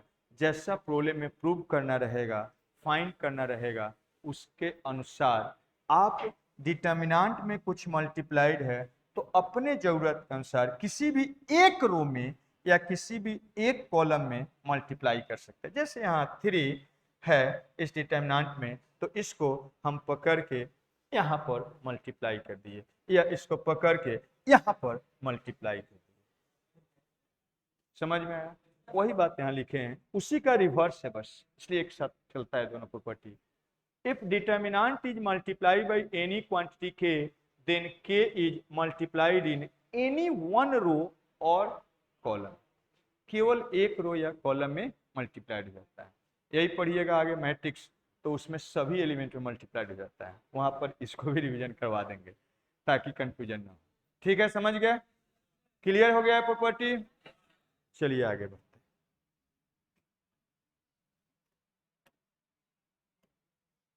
Next property, all zero property. ये प्रॉपर्टी क्या कहता है? ऑल जीरो प्रॉपर्टी क्या बोलता है? देखिए समझिए, किसी डिटर्मिनेंट का एक रो का या एक कॉलम का सभी एलिमेंट जीरो है तो डिटर्मिनेंट का वैल्यू क्या हो जाता है? जीरो। ऑल जीरो प्रॉपर्टीज का नाम रखती है, तो कभी आएगा तो बोल देंगे ऑल जीरो प्रॉपर्टी से दिमाग डाल लीजिएगा। आप ऐसे देख सकते हैं, इसी के अलोंग एक्सपेंड कर दें, आप एक्सपेंशन पढ़े हैं ना, तो एक्सपेंड कर सबको जीरो जीरो जीरो बनाते चला जाएगा, इसलिए जीरो होता है। या इसी के अलोंग एक्सपेंड कर दीजिए, प्रिंसिपल माइनस सेकेंडरी कर लीजिए। क्लियर? ऑल जीरो प्रॉपर्टी याद हो गया? किसी भी डिटर्मिनेंट का सभी एक रो का सभी एलिमेंट जीरो है या एक कॉलम का सभी एलिमेंट जीरो है तो डिटर्मिनेंट का वैल्यू जीरो होता है। आगे बढ़ते हैं, देखिए और समझिए। प्रोपोर्शनलिटी एंड आइडेंटिकल प्रॉपर्टी क्या है? देखिएगा, सुनिए पहले हिंदी में। कोई भी डिटर्मिनेंट का दो रो या दो कॉलम आइडेंटिकल है या बोलिए उसी को सेम है तो उसका वैल्यू जीरो हो जाता है। देखिए यहां पर ए है, यहां भी ए है, बी है, यहां भी बी है, सी है, यहां भी सी है, ये दोनों क्या आइडेंटिकल है या सेम है? बहुत लोग आगे ये सेम तब बोलेंगे जब ए वाला इससे मिले, ए वाला इससे मिले, ए वाला इससे, करस्पॉन्डिंग एलिमेंट्स मिलना चाहिए। बहुत लोग आगे से क्या करते हैं, ऐसे गलती कर देते हैं। ए मान लीजिए बी है और ए मान लीजिए क्या ए है, तो लोग सोचते हैं अच्छा ए बी सी जीरो, गलत हो जाएगा। ठीक है, खाली एबीसी नहीं करना है, करस्पॉन्डिंग सेम होना चाहिए। यहाँ ए है तो यहाँ बी, आगे देखेंगे ही नहीं, आइडेंटिकल नहीं है। समझे बात? यहाँ बी है, ये आगे देखेंगे नहीं, आगे मिल भी गया, एक नहीं मिला करस्पॉन्डिंग मतलब आइडेंटिकल नहीं है। आइडेंटिकल होने के लिए सभी करस्पॉन्डिंग एलिमेंट्स क्या होना चाहिए? सेम होना चाहिए। तो ऐसा होना चाहिए, ये ध्यान रखिएगा। तो यहाँ आइडेंटिकल है तो ये क्या हो गया? इसका वैल्यू जीरो। ऐसे देख सकते हैं, अभी प्रॉपर्टी देखे हैं, इसमें से इसको घटा देंगे तो सारा जीरो, इसके लॉन्ग एक्सपेंड करेंगे जीरो हो जाएगा। लेकिन उतना काम अब नहीं करेंगे, सीधा बोल देंगे कि अच्छा दोनों आइडेंटिकल है, इसका वैल्यू क्या हो जाएगा? जीरो। ठीक है, यहाँ पर थोड़ा गलती लिख दिया है, तो प्रॉपर्टी 6 निकालिएगा और वहाँ इक्वल लिख लीजिएगा, वहाँ माइनस लिख दिया है, बना लीजिए, नहीं बाद में कंफ्यूजन हो जाएगा। बना लिए? प्रॉपर्टी 6 निकालिए, P6 मीन्स प्रॉपर्टी 6, और उसमें एग्जाम्पल फर्स्ट में यहाँ R1 इक्वल टू R2 है, R1 R2 के बराबर है, माइनस लिख दिया है वहाँ। बना लीजिए, आगे चले। देखिए ये आइडेंटिकल का कहानी बता दी है। इसमें एक और बात लिखा हुआ है, प्रोपोर्शनलिटी। प्रोपोर्शनल आप पढ़े हैं, जानते हैं बचपन से, ज्यादातर फिजिक्स में सब यूज होता है। हम बोलते हैं x is proportional to y, इसका क्या मतलब है? x क्या है? कोई कांस्टेंट इनटू क्या y के बराबर है, जानते हैं। अब देखिए प्रोपोर्शनल का यही मतलब होता है, एक्स वाई अगर प्रोपोर्शनल है तो अगर एक में कुछ कांस्टेंट मल्टीप्लाई करते हैं तो दूसरे के बराबर होता है। अब यहां आइएगा, थोड़ा सा देखिएगा, इस कॉलम को देखिए, यहाँ ए बी सी है और इसमें क्या 3A 3B 3C है, मतलब इसमें 3 मल्टीप्लाई करेंगे तो इतना आ जाएगा। इसका मतलब है ये वाला कॉलम और ये वाला कॉलम आपस में क्या है? प्रोपोर्शनल है, क्योंकि ये इसमें 3 मल्टीप्लाई करने से इसके बराबर आ जा रहा है। तो यही तो आप जानते हैं, किसी एक क्वांटिटी में कुछ कांस्टेंट मल्टीप्लाई करने से दूसरे के बराबर आ जाता है तो उसको बोलते हैं आपस में क्या है? प्रोपोर्शनल है। यहाँ पर अगर हम 3 मल्टीप्लाई करेंगे तो आपस में क्या हो जाएगा? प्रोपोर्शनल। और प्रोपोर्शनल होता है तो डिटरमिनेंट का वैल्यू क्या होता है, 0। मीन्स इक्वल हो जाएगा, इक्वल होता है तो डिटरमिनेंट का वैल्यू क्या, 0। लेकिन अब इक्वल करने का जरूरत नहीं है, सीधा यहाँ से, या आप ऐसे भी सोच सकते हैं, इसमें से 3 3 सब में है, खींच के बाहर कर दीजिए तो दोनों आइडेंटिकल हो जाएगा, तो इसका वैल्यू क्या हो जाएगा, 0। लेकिन एक स्टेप हम लोग आगे बढ़ाएंगे नहीं, प्रोपोर्शनल और आइडेंटिकल दोनों साथ में चलता है, देख के प्रोपोर्शनल भी पता चल जाएगा, देख के आइडेंटिकल भी पता चल जाएगा, नहीं चलेगा। तो अब ये नहीं कि एक स्टेप आप कर रहे हैं, 3 कॉमन लिए फिर डिटरमिनेंट लिखिए, जाएगा आपका सेकेंडो 2 सेकेंड जाएगा, आप दूसरे से पिछड़ जाएंगे। बहुत तो सोचते हैं अच्छा 2 सेकेंड में क्या जाएगा, अरे 2 सेकेंड 2 सेकेंड 2 सेकेंड मिनट बना, मिनट मिनट मिनट घंटा बना, और घंटा बर्बाद किए तो घंटा ना मिलेगा कुछ।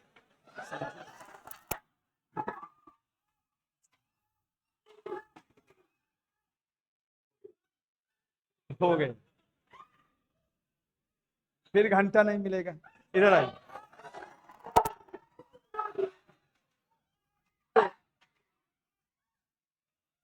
देखिए देखिए, अब जाग गया, सोने वाला जाग गया, इधर आइए।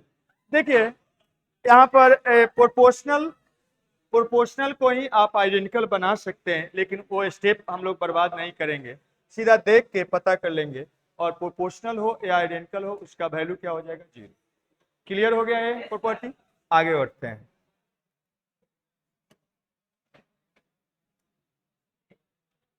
प्रॉपर्टी देखिएगा, नेक्स्ट प्रॉपर्टी है,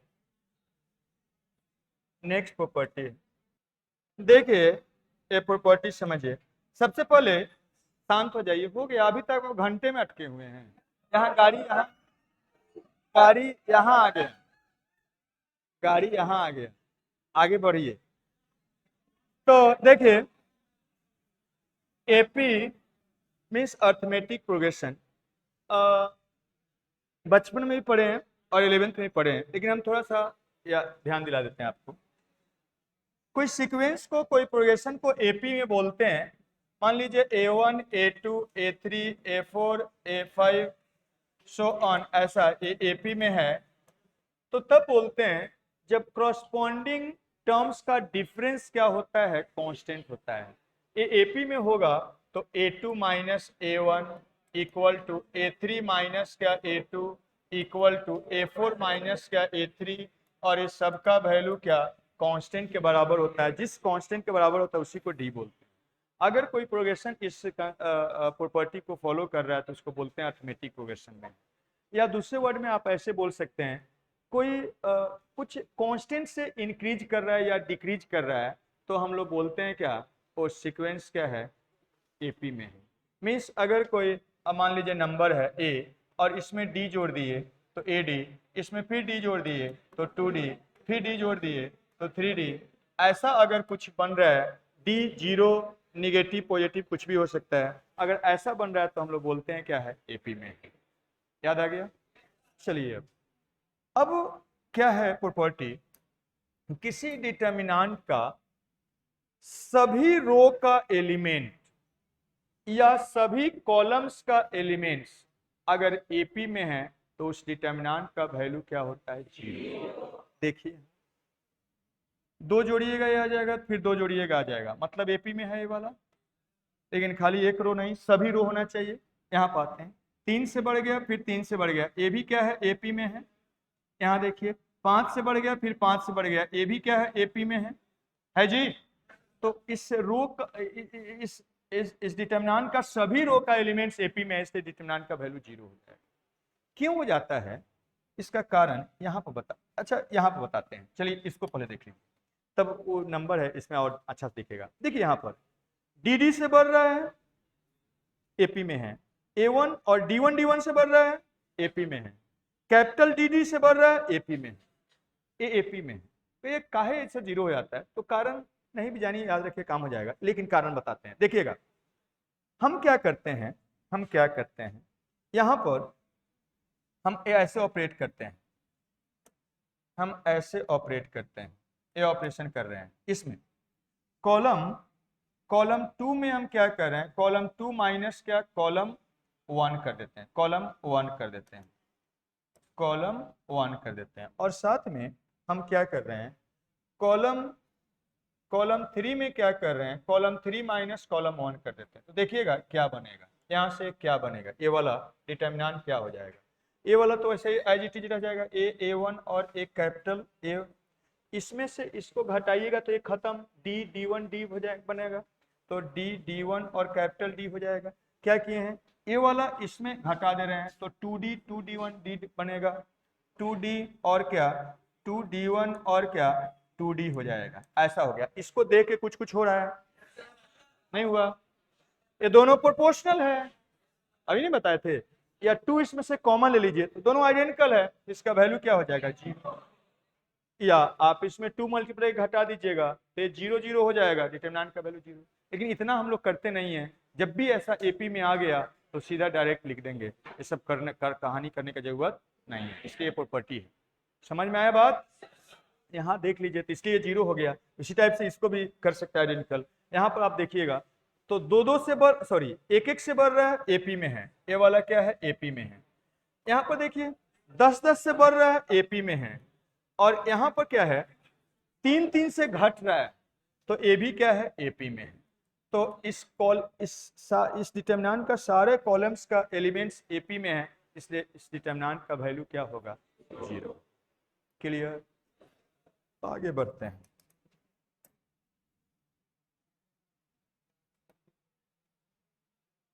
ऑल एपी बता दी। अच्छा एक बात बोलना भूल गए, बोले थे यहाँ पर, देखिए फिर बोल देते हैं, ये ऑल एपी प्रॉपर्टी केवल 3 ऑर्डर या उससे हायर ऑर्डर का डिटरमिनेंट में एप्लीकेबल होगा। यही एक ऐसा प्रॉपर्टी है जो सेकेंड ऑर्डर डिटरमिनेंट में यूज नहीं होगा या एप्लीकेबल अप्लाई नहीं कर सकते हैं। कोई आदमी बता सकते हैं कारण, हम कर रहे हैं, सुने हम क्या बोले हैं, हम कहें कि ऑल एपी प्रॉपर्टी ए 3 ऑर्डर या उससे हायर ऑर्डर का डिटरमिनेंट में आप यूज कर सकते हैं, 2 ऑर्डर डिटरमिनेंट में हम यूज नहीं कर सकते हैं। क्यों, बता सकते हैं कोई, क्या होगा? हाँ आप लोग को याद है, हम डिटरमिनेंट सीक्वेंस सीरीज में बताए हैं, लेकिन लिखते हैं पहले, देखिएगा ए 2 4 है, इसको मान लीजिए 3 6 है, तो ये 2 से बढ़ा, ये 3 से बढ़ा। लेकिन कभी भी याद करिए, कोई सीक्वेंस या प्रोग्रेशन फॉर्म होने के लिए कम से कम 3 नंबर होना चाहिए, 2 नंबर कोई भी सीक्वेंस नहीं होता है, कोई भी सीक्वेंस में नहीं बोलते हैं, याद आया।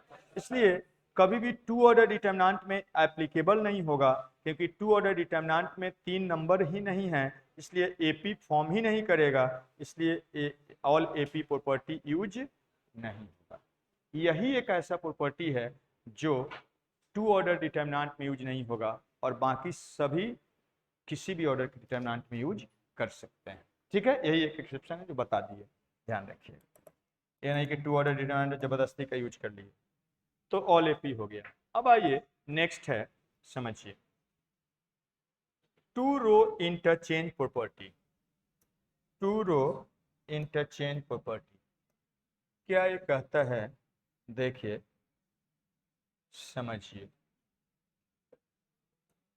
2 रो इंटरचेंज प्रॉपर्टी क्या बोला जा रहा है। कोई भी, शांत हो जाइए, कोई भी 2 रो को आपस में इंटरचेंज कर सकते हैं, 2 रो को आपस में इंटरचेंज कर सकते हैं। इंटरचेंज का सिंबल है, समझ रहे हैं आप लोग, 2 ही तो सिंबल ही बताए हैं आपको, कि एक ऐसा है, मतलब इधर जो लिखा हुआ वो चेंज हो रहा है, और ऐसे लिख दिए दोनों साइड एरो एक है, मतलब दोनों आपस में क्या इंटरचेंज हो रहा है, तो ये इंटरचेंज का सिंबल है। 2 रो को आपस में इंटरचेंज कर सकते हैं, मतलब स्थान अदला बदली कर सकते हैं, ऐसा कर, लेकिन ऐसा कर सकते हैं, लेकिन करने के बाद डिटरमिनेंट में माइनस मल्टीप्लाई करना पड़ेगा, नहीं तो गलत हो जाएगा। क्लियर, जब जरूरत हो कर सकते हैं, लेकिन डिटरमिनेंट में माइनस मल्टीप्लाई करना होगा। जैसे देखिए R1 यही है, यही R1 है, और एक क्या है R2, तो R1 R2 को इंटरचेंज कर रहे हैं, मतलब R1 को R2 के जगह पर कर देना है, और R2 को R1 के जगह पर कर देना है। तो ये वाला यहाँ चला गया, और ये वाला ABC यहाँ आ गया R2 की जगह पर, लेकिन कर सकते हैं, लेकिन इसमें माइनस मल्टीप्लाई करना, ठीक है। We can not change row with column, लेकिन ध्यान रहे ये तो यूज हो जाता है, आप कॉलम से कॉलम को चेंज कर सकते हैं, रो को रे से चेंज कर सकते हैं एक को, और लेकिन कभी भी रो को किसी दूसरे कॉलम से चेंज नहीं कर सकते। ध्यान रखिएगा, सभी रो को सभी करस्पॉन्डिंग कॉलम से चेंज कर सकते हैं, एक रो को एक कॉलम से चेंज नहीं कर सकते। सभी को सभी के साथ कर सकते हैं करस्पॉन्डिंग, जो पहले ही देख चुके हैं ट्रांसपोज ऑफ डिटरमिनेंट। एक रो को एक कॉलम से इंटरचेंज नहीं कर सकते, रो को रो से चेंज करिए या कॉलम को कॉलम से चेंज करिए, यही प्रॉपर्टी कहता है। चलिए आगे बढ़ते हैं।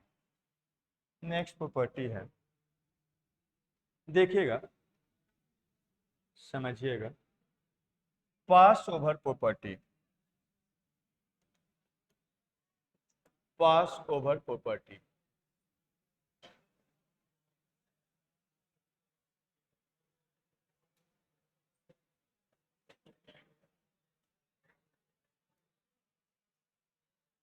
आप बोलते हैं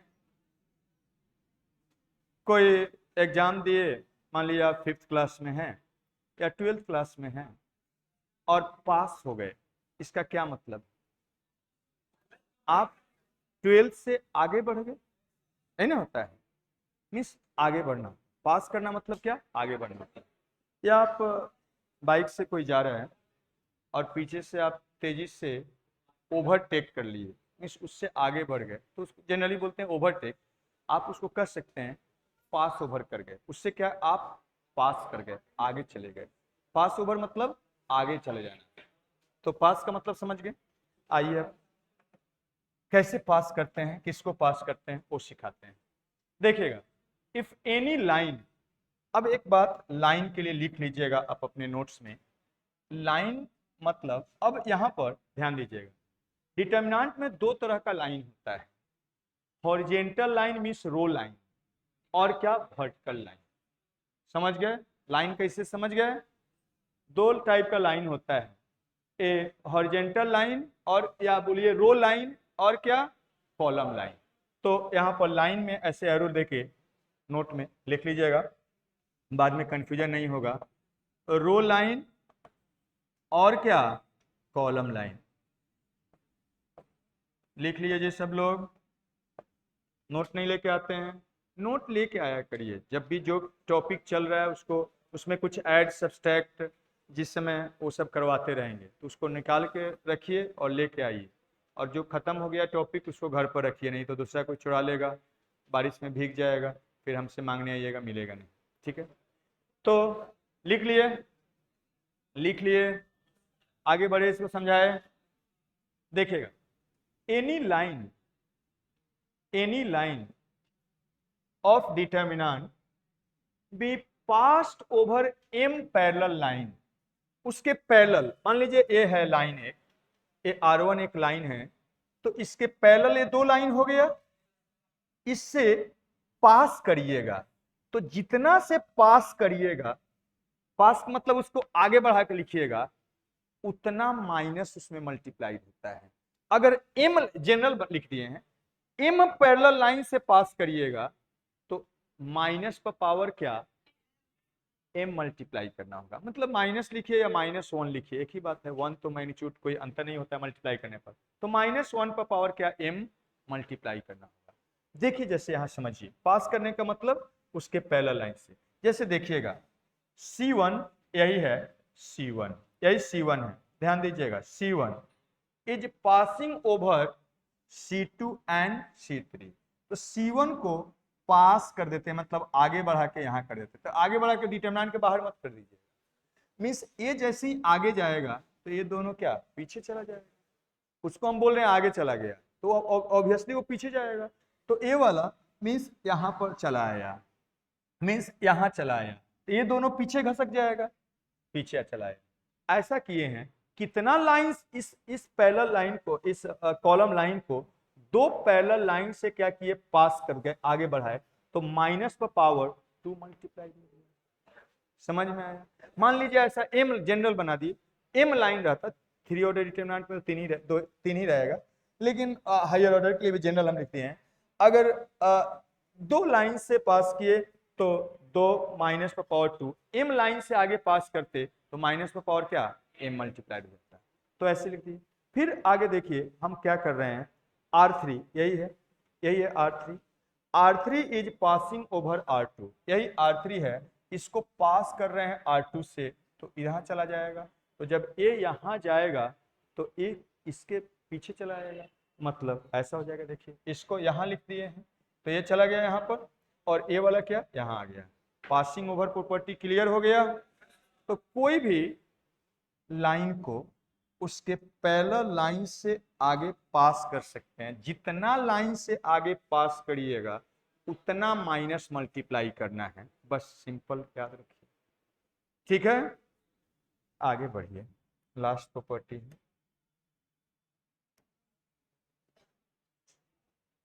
दो मिनट आप लोग रिलैक्स कर लीजिए, हम भी थोड़ा रिलैक्स कर लेते हैं। लगातार बोल लिए, ठीक है, फिर आगे बताते हैं। नौटंकी नहीं चलता है, हीरोबाजी करिए, एक मिनट में जीरो बना देंगे।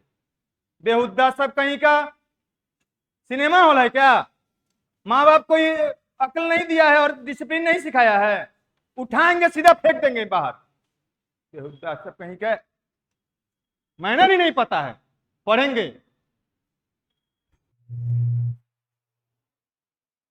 लास्ट वार्निंग दे रहे हैं, हम क्लास में रहे नहीं रहे, डिसिप्लिन उसी तरह से रहना चाहिए। और यहाँ सीटी बजाना, मुंह बजाना, ये सब चलता नहीं है, सीधा उठा के पटक देंगे। हम सिंसियर टीचर है, सिंसियर स्टूडेंट को पढ़ाते हैं। बकवास करना है घर पर रहिए, यहाँ कोई पूछने वाला नहीं है। आप पढ़ना है और उसी पर ध्यान रखना है तो यहाँ आइए, नहीं तो भाग, नहीं तो थूर थार के भगा देंगे। नौटंकी चल रहा है, हिम्मत कैसे कर दिया तुम लोग रे सीटी बजाने का? एक लाइन से सबको थूर डालेंगे, ऐसा नहीं कि हम पता नहीं चलेगा भीड़ में, एक लाइन से सबको पीट देते हैं। और पिटाई ऐसा नहीं सटका तोड़ देते हैं, चाहे 10 बजेगा चाहे 12 बजेगा। ये भूल भुलैया मत रहिए, यहां उदारता नहीं चलता है, सीधा कर देंगे। जीरो हो, जीरो की तरह रहो। भिखारी हो, बाप से पैसा मांगते हो, भिखारी की तरह रहो। और हीरो जिस दिन कमाना उस दिन बनना। हीरोबाजी चलेगा यहाँ, समझता नहीं है क्या? रोड छाप टीचर समझा है, जेएस प्रसाद है, 20 साल से हम ठोक बजा के पढ़ा रहे हैं, मस्त टाइप से पढ़ा रहे हैं। पढ़ना हो तो आओ, हीरोबाजी करना है घर पर रहो, कोई पूछने वाला नहीं है। बाप पैसा जिस दिन देना बंद करेगा तब हीरोबाजी पता चलेगा। अभी दूसरे कमाई खा रहे हो तब इधर उधर दिमाग दौड़ता है, जिस दिन कमाना शुरू करोगे तब पता चलेगा कि दिमाग कहाँ है। बाप का कमाई खाता है, हीरो बनता है। हीरो वो होता है जो अपने दम पर कुछ काम करता है। हीरो बनने के लिए काम कर रहे हो तो काम अच्छा ढंग से करो, उठाइए के पटक देंगे। समझे नहीं आता है कहाँ है और किस टीचर के पास है। जहां करते हैं करिए, यहां वो सब नहीं चलता है। स्प्लिटिंग इन सम क्या है? स्प्लिट मतलब क्या समझते हैं? अलग करना। स्प्लिट मतलब अलग करना। स्प्लिटिंग इन सम क्या है प्रॉपर्टी? देखिएगा, इसको समझिएगा ध्यान से। If elements of any row और column are sum of two term, अगर कोई डिटर्मिनेंट का कोई भी एक रो या कॉलम का एलिमेंट्स दो टर्म का सम है, तो ये दो टर्म है, यहां भी दो टर्म है, यहां भी दो टर्म है,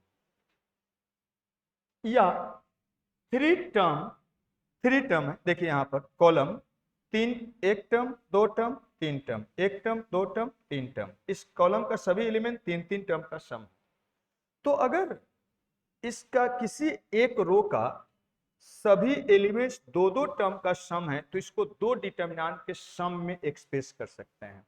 या यहां तीन तीन टर्म का सम है तो इसको तीन डिटर्मिनेंट के सम में एक्सप्रेस कर सकते हैं। कैसे कर सकते हैं वो हम अभी बताएंगे। इन जनरल अगर मान लीजिए यहां दो टर्म का सम है तो दो डिटर्मिनेंट में लिख सकते हैं, तीन टर्म का सम है तो तीन डिटर्मिनेंट के सम में लिख सकते हैं। इसी टाइप से जनरल हम बोल दे अगर आर टर्म का सम है तो उसको क्या आर डिटर्मिनेंट के सम में लिख सकते हैं, वही चीज लिख दिए हैं। If R term then can be written as sum of R determinant. कैसे, उसको समझिए, वो समझना मेन है। इसको हम बोल रहे हैं, इसका पहला रो दो दो टर्म का सम है, तो इसको दो डिटरमिनेंट के सम में हम लिख सकते हैं, दो डिटरमिनेंट के सम में लिख सकते हैं। देखिए कैसे, इसका सबका पहला जो एलिमेंट है, पहला सबका पहला डिटरमिनेंट का फर्स्ट रो हो जाएगा, मतलब a1 a2 a3। और ये जो दूसरा वाला है b1 b2 b3, दूसरा डिटरमिनेंट का फर्स्ट रो हो जाएगा, मीन्स b1 b2 और क्या b3। क्लियर, ऐसा हो जाए। और बाकी एज इट इज दोनों में रह जाए, मीन्स यहाँ एक्स वाई जेड है तो यहाँ भी क्या एक्स वाई जेड, यहाँ भी एक्स वाई जेड, और यहाँ 1 2 3 है, यहाँ भी 1 2 3, वहाँ भी 1 2 3। समझ में आया? ऐसा है। सेम टाइप से यहाँ देखिए, ए फर्स्ट कॉलम, एक कॉलम 1 तीन टर्म का सम है, सभी एलिमेंट तीन तीन टर्म का सम है, तो इसको तीन डिटरमिनेंट के सम में हम एक्सप्रेस कर सकते हैं। कैसे, देखिएगा उसको। यहाँ का इसका पहला टर्म पहला डिटरमिनेंट का एलिमेंट हो जाएगा, दूसरा टर्म एक्स वाई दूसरा डिटरमिनेंट का पहला कॉलम हो जाएगा, तीसरा का हो जाएगा आर एस, और ये वाला तीनों में क्या होगा सेम, तो 1 2 1 2 1 2 हो जाएगा। समझ में आया बात? इसको बोलते हैं स्प्लिटिंग इंडिटरमिनेंट। तो कभी भी ऐसा मिल गया और मिलेगा आपको तो जरूरत पड़ा तो हम लोग अलग अलग डिटरमिनेंट में लिख सकते हैं, तोड़ सकते हैं। अब इसी का रिवर्स बताने जा रहे हैं, उल्टा। मीन्स स्प्लिट करना मतलब दो डिटरमिनेंट, एक डिटरमिनेंट है, दो डिटरमिनेंट के सम में ऐसे लिख सकते हैं। लेकिन ध्यान रहे, अगर मान लीजिए, अब देखिएगा, अगर मान लीजिए यहाँ पर हम ऐसे लिख देते हैं x1 प्लस x2 और y1 प्लस y2, जो गलती करते वो भी बताया था, z1 प्लस z2, तो क्या यहाँ पर हम x1 y1 z1 लिख देते, यहाँ x2 y2 z2 लिख देते? कैसे लिख देते? नहीं लिख सकते। आप पहले इसके लिए अलग करते तो यहाँ पर क्या रहता, x1 plus x2 y1 plus क्या y2 z1 प्लस z2, यहाँ भी x1 plus x2 y1 plus y2 z1 plus क्या z2। अब फिर इसको दो डिटरमिनेंट में डिकम्पोज कर सकते हैं या स्प्लिट कर सकते हैं, इसको भी दो डिटरमिनेंट में अलग कर सकते हैं। समझे बात को? एक ही रो में दो टर्म का सम है तब उसको कर सकते हैं, एक ही रो के लिए लिखते हैं। अगर दूसरे में भी है तो फिर पहले इसको एज इट इज लिख देते हैं, फिर इसके लिए अगला स्टेप में अब अलग अलग दो डिटरमिनेंट में, इसको भी अलग अलग दो डिटरमिनेंट में कर सकते हैं। ठीक है, ऐसा हो गया। तो ये है आपका स्प्लिटिंग इन सम। इसी का अब रिवर्स देखिएगा, इसी का देखिए, इसका रिवर्स देखिएगा, रिवर्स देखिए, उल्टा है। देखिए सम ऑफ टू डिटरमिनेंट, देखिए इसको हम प्रॉब्लम में लेके चल रहे हैं, उसको सुनिएगा, देखिएगा।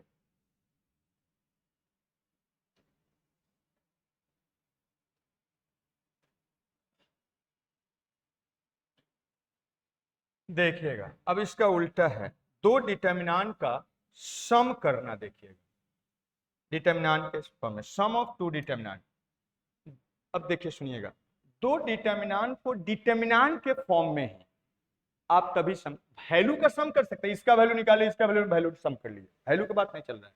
डिटरमिनेंट को डिटरमिनेंट के फॉर्म में ही तभी सम कर सकते हैं जब, सुनिए, कोई एक ही कॉरस्पॉन्डिंग रो डिफरेंट हो, बाकी सभी रो क्या हो, सेम हो। अगर रो बाई ऐड करते हैं तो, अगर कॉलम बाई ऐड करना है तो एक ही कॉरस्पॉन्डिंग कॉलम क्या हो, डिफरेंट हो, बाकी सब क्या हो, सेम हो। तो जो डिफरेंट रहता है उसका कॉरस्पॉन्डिंग को क्या कर देते हैं, ऐड कर देते हैं। देखिएगा यहां पर मिलाइएगा, ये वाला हम क्या करते हैं, कॉलम बाई मिलाते हैं। एक कॉलम AC है, यहाँ 1C है, सेम है कि अलग है? अलग है। यहाँ BD है, यहाँ 2D है, सेम है कि अलग है? अलग है। तो कॉलम को कॉलम बाई ऐड नहीं कर सकते हैं, रो बाई मिलाते हैं।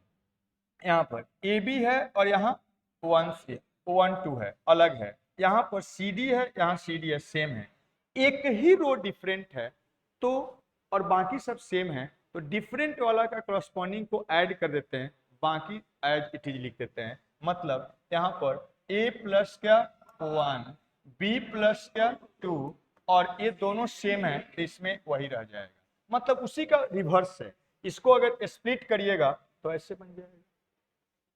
अब यहां पर आते हैं, देखिएगा, अगर यहाँ रो बाई मिलाइए तो ये रो अलग है, ए भी अलग है, ए भी अलग है, ए भी अलग है, रो बाई नहीं कर सकते हैं। कॉलम में मिलाइए, एक कॉलम अलग है, ए भी अलग है, ए भी अलग है, ए भी अलग है, तो रो बाई भी ऐड नहीं कर सकते हैं, कॉलम बाई नहीं ऐड कर सकते हैं। ऐड करने के लिए क्या होना चाहिए, रो बाई कर रहे हैं तो एक ही रो डिफरेंट होना चाहिए, बाकी सब क्या सेम, जो डिफरेंट है उसको सम कर देते हैं। कॉलम बाई ऐड अगर कर रहे हैं तो एक ही कॉरस्पॉन्डिंग कॉलम्स क्या डिफरेंट होना चाहिए, बाकी सब क्या सेम, तो इसमें सभी रो भी डिफरेंट है, सभी कॉलम्स भी डिफरेंट है, मतलब इसको सम कर ही नहीं सकते हैं। बहुत लोग आगे जाके ऐसे गलती कर देते हैं कि कॉरस्पॉन्डिंग सीधा सीधा जो देते हैं 1 + 5, 2 + 6, फिर क्या 3 + 7, फिर क्या 4 + 8। बहुत लोग सोचते हैं कि इसमें क्या है, सम करना, तो ऐसे कर देते हैं। और गलती और इसलिए भी हो जाता है क्योंकि मैट्रिक्स पढ़ेंगे तो मैट्रिक्स में ऐसे ही सम किया जाता है, तो ज़्यादा मैट्रिक्स में सम किया जाता है तो इस डिटर्मिनेंट में लेके उसे कर देते हैं,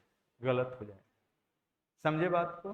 तो डिटर्मिनेंट में तभी हम सम कर सकते हैं जिस रो बाई या कॉलम बाई करते हैं। अगर रो बाई कर रहे हैं तो उसका एक ही कॉरस्पॉन्डिंग रो डिफरेंट होना चाहिए, बाकी सब क्या सेम, डिफरेंट वाला का कॉरस्पॉन्डिंग को ऐड कर देते हैं और सेम वाला एज इट इज लिख देते हैं। तो ये ऐसे नहीं किया जाता है, मीन्स इसको सम कर ही नहीं सकते डिटरमिनेंट के फॉर्म में। इसका वैल्यू का कर सकते हैं, मतलब इसका वैल्यू निकालेंगे तो 4 और माइनस क्या 6, और इसका वैल्यू निकालेंगे तो क्या 40 - 42, इसको वैल्यू जोड़ दीजिए। ठीक है, इस पर आइए 3 ऑर्डर में, देखिए, देखते हैं कि रो बाई कर सकते हैं कि कॉलम बाई कर सकते हैं कि कर ही नहीं सकते हैं स्क्वायर्ड। तो देखिएगा, मिलाते हैं इसे, ax1 है, यहाँ axp है, आइडेंटिकल है कि नहीं है, नहीं है, यहाँ 1 है, यहाँ p है, आइडेंटिकल के लिए सब इक्वल होना चाहिए। by2 है, यहाँ byq है, आइडेंटिकल है क्या, नहीं है। ये cz3 है, यहाँ czr है, सभी रो अलग अलग, मतलब रो बाई सम नहीं कर सकते। कॉलम में मिलाते हैं, यहाँ abc है, यहाँ भी abc है, सेम है। यहाँ xyz है, यहाँ भी xyz है, सेम है। यहाँ 1 2 3 है, यहाँ pqr, एक ही कॉलम डिफरेंट है, बाकी सब क्या सेम है, तो इसको कॉलम बाई हम लोग ऐड कर सकते हैं। तो क्या करते हैं, इसको ऐड करने में जो कॉलम डिफरेंट है उसका करस्पॉन्डिंग को जोड़ दीजिए, तो 1 + p, फिर क्या y 2 + q, फिर क्या 3 + r, 3 + r, और बाकी एज इट इज रख देते हैं। तो सेम है तो इसमें सेम होगा, b of y c of, समझ में आया, क्लियर है? तो ये था प्रॉपर्टीज ऑफ डिटरमिनेंट। ठीक है, फिर बोल रहे हैं ध्यान दीजिए, हम जितना कूल है उतना ही गर्म भी है, नारियल की तरह है, अंदर से कूल और बाहर से सख्त। तो लेकिन डिसिप्लिन तोड़िएगा, हमसे खूंखार कोई नहीं मिलेगा, ये जान जाइए। उसमें बहुत 180 सीधा चेंज हो जाएंगे, आपको लगेगा नहीं कि सर तो इतना अभी हंस के पढ़ा रहे थे, कैसे ऐसे करने लगे, चेंज हो जाएंगे, दूसरा जो स्पेशल हो जाएगा। इसलिए भूल के भी हम बोल देते हैं अभी बहुत दिन रहना है, भूल के भी ये गलती मत करिएगा, नहीं तो अगला बार फूट डालेंगे, बोलेंगे नहीं, डांटेंगे नहीं, ये ध्यान रखिएगा। आप आते हैं पढ़ने, सीखिए, जाइए, आप घर पर, रोड पर, कहीं कुछ भी करिए, कोई पूछने वाला नहीं, लेकिन यहाँ पर आप आते हैं 1.5 घंटा, आप एकदम डिसिप्लिन में रहे, पढ़ने सीखने पर ध्यान दें, बस हम यही चाहेंगे। और हम मैथ पढ़ाते हैं, आप देखते होंगे, हम जैसे ही क्लास में घुसे भूल जाते हैं कि कोई दुनिया में कुछ चीज है। बस मेरा एम रहता है कि कैसे चीजों को आपको बेहतर से बेहतर दे सके, बस यही मेरा मकसद रहता है। नहीं मोबाइल, नहीं कुछ, कुछ नहीं, मेरे लिए कुछ नहीं फिर मायने रखता है, कहीं कुछ भी हो जाए कुछ नहीं मतलब। हम बस फोकस्ड होके, आप 100% फोकस्ड होके काम करते हैं। उसी तरह हम चाहते हैं कि मेरा जो भी चेला है मेरे को फॉलो करे और उसी तरह काम करे। ठीक है? आगे से गलती नहीं ना होगा, पक्का कमिटमेंट है? देखेंगे आप लोग, कमिटमेंट तो बहुत तोड़ देते हैं। ठीक है, चलिए एक बात और, एक नोटिस है उसको सुन लीजिए। आप लोग को जैसे जो लोग आईटी के क्लास करते हैं बोले थे कि टारगेट के लिए फ्री क्लासेस स्टार्ट करेंगे, तो वो समय आ गया है। मोस्ट प्रोबेबली 15 मई के आसपास हम target batch free of cost start कर रहे हैं, जो यहाँ आपके क्लास के बाद 8 से 9 डेली, या 4 से 5 क्लास या 6 क्लास जितना हो सकता है उसको हम करवाएंगे। तो जो भी कहीं का भी स्टूडेंट हो, आप लोगों में से कोई भी, हम 11th से स्टार्ट करेंगे। टारगेट वो IIT, specially IIT mains advance के लिए होगा।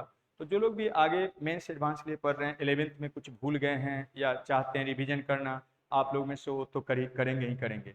यहाँ का कोई भी स्टूडेंट जो पास आउट है और ड्रॉपर है, ड्रॉपर का मतलब जो 12th पास कर गया है, या उसको 13 भी बोलते हैं, जैसे 12 और उसके बाद क्या आता है 13, तो 13 भी बोलते हैं उसको। तो जो 13 क्लास में है, या जो 12 पास आउट है, या 12 आप लोग जैसे कर रहे हैं, हम 11 से स्टार्ट करेंगे और आईआईटी के लिए स्पेशली बताएंगे। लेकिन इसका ये मतलब नहीं कि खाली भारी भारी चीज़ बताएंगे, जो क्वेश्चंस आता है उसको बेसिक से ही चलेंगे, लेकिन बोर्ड में बहुत छोटा छोटा कुछ क्वेश्चंस बताते हैं, वैसा नहीं। सारा थ्योरी कंसेप्ट आएगा, रिवीजन होगा, कम लिखवाएंगे, और ज़्यादातर फोकस रहेगा कि उसको प्रॉब्लम में कैसे अप्लाई करें, और आईआईटी लेवल का प्रॉब्लम में अप्लाई करके बताएंगे। तो आप लोगों को जिनको भी रिवीजन करना है वो तो आएंगे ही। दूसरा, मार्केट का कोई भी है स्टूडेंट जो पढ़ना चाहता है वो भी कर सकता है, और साथ साथ उसको यूट्यूब पर भी लाइव करेंगे। ऐसे आपका वीडियो लेक्चर भी जाता है ऐप पर, और बीच बीच में वीडियो लेक्चर यूट्यूब पर भी डालते हैं। लेकिन वो क्लास क्या होगा, यहाँ ऑफलाइन में भी क्या होगा, फ्री होगा, लाइव होगा, और साथ साथ यूट्यूब पर भी लाइव फ्री। यूट्यूब पर तो फ्री ही रहता है, ठीक है, जब तक उसको मोनेटाइज नहीं किया जाए तो फ्री ही रहेगा। तो कोई भी स्टूडेंट यहाँ का हो, कहीं का भी हो, अगर वो सही में इंटरेस्टेड है आईआईटी के लिए, तो यहाँ पर क्लास आके कर सकता है। फायदा यही होगा कि अगर कोई यहाँ पर करते हैं तो फेस टू फेस उसका ज़्यादा अच्छा फीलिंग होता है, ज़्यादा अच्छा पढ़ाई होता है, तो यहाँ पर कर सकते हैं। और यहाँ पर पढ़ने से वो तो होगा ही फायदा। दूसरा, जो भी नोट्स कुछ कभी कभी देंगे तो नोट्स मिलेगा, यूट्यूब पर नोट्स नहीं मिलेगा, ठीक है। तो वो मोस्ट प्रोबेबली 15 के आसपास हम स्टार्ट करने वाले हैं।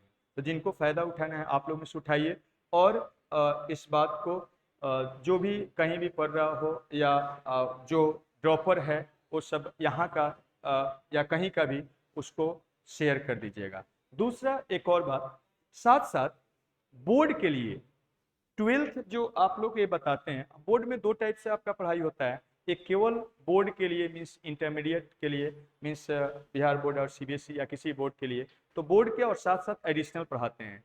तो आईआईटी वाला तो अलग से हम बता ही रहे हैं, इसलिए जो बोर्ड में आपके क्लास में हम बताते हैं, यही चीज लाइव हम यूट्यूब पर कर देंगे। जो आपके ऐप पर चलता है लाइव, उसको हम क्या कर देंगे, यूट्यूब पर कर देंगे, ताकि आप तो फायदा उठाइए हैं, जो मेरे पास नहीं पहुंच सकता है, या जो कहीं दिक्कत है, फंसा हुआ है, परेशान आत्मा को शांति देने के लिए हम वो काम करेंगे, ठीक है। तो ये सब तो आप लोग, एक बात, आप लोग इस सब को मैसेज से और शेयर करके स्टूडेंट को पहुंचाइए, ताकि मैक्सिमम लोग मेरा बेनिफिट उठा सके, ठीक है ना।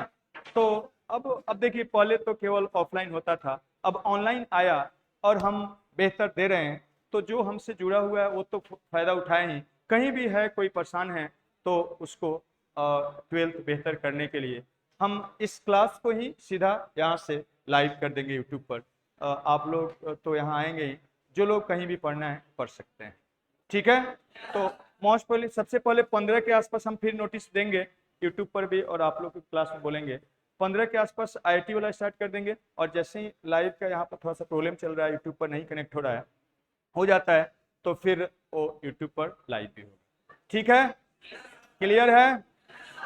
जाइए, अब बाहर जाके कुछ भी करना है करिए, यहाँ क्लास में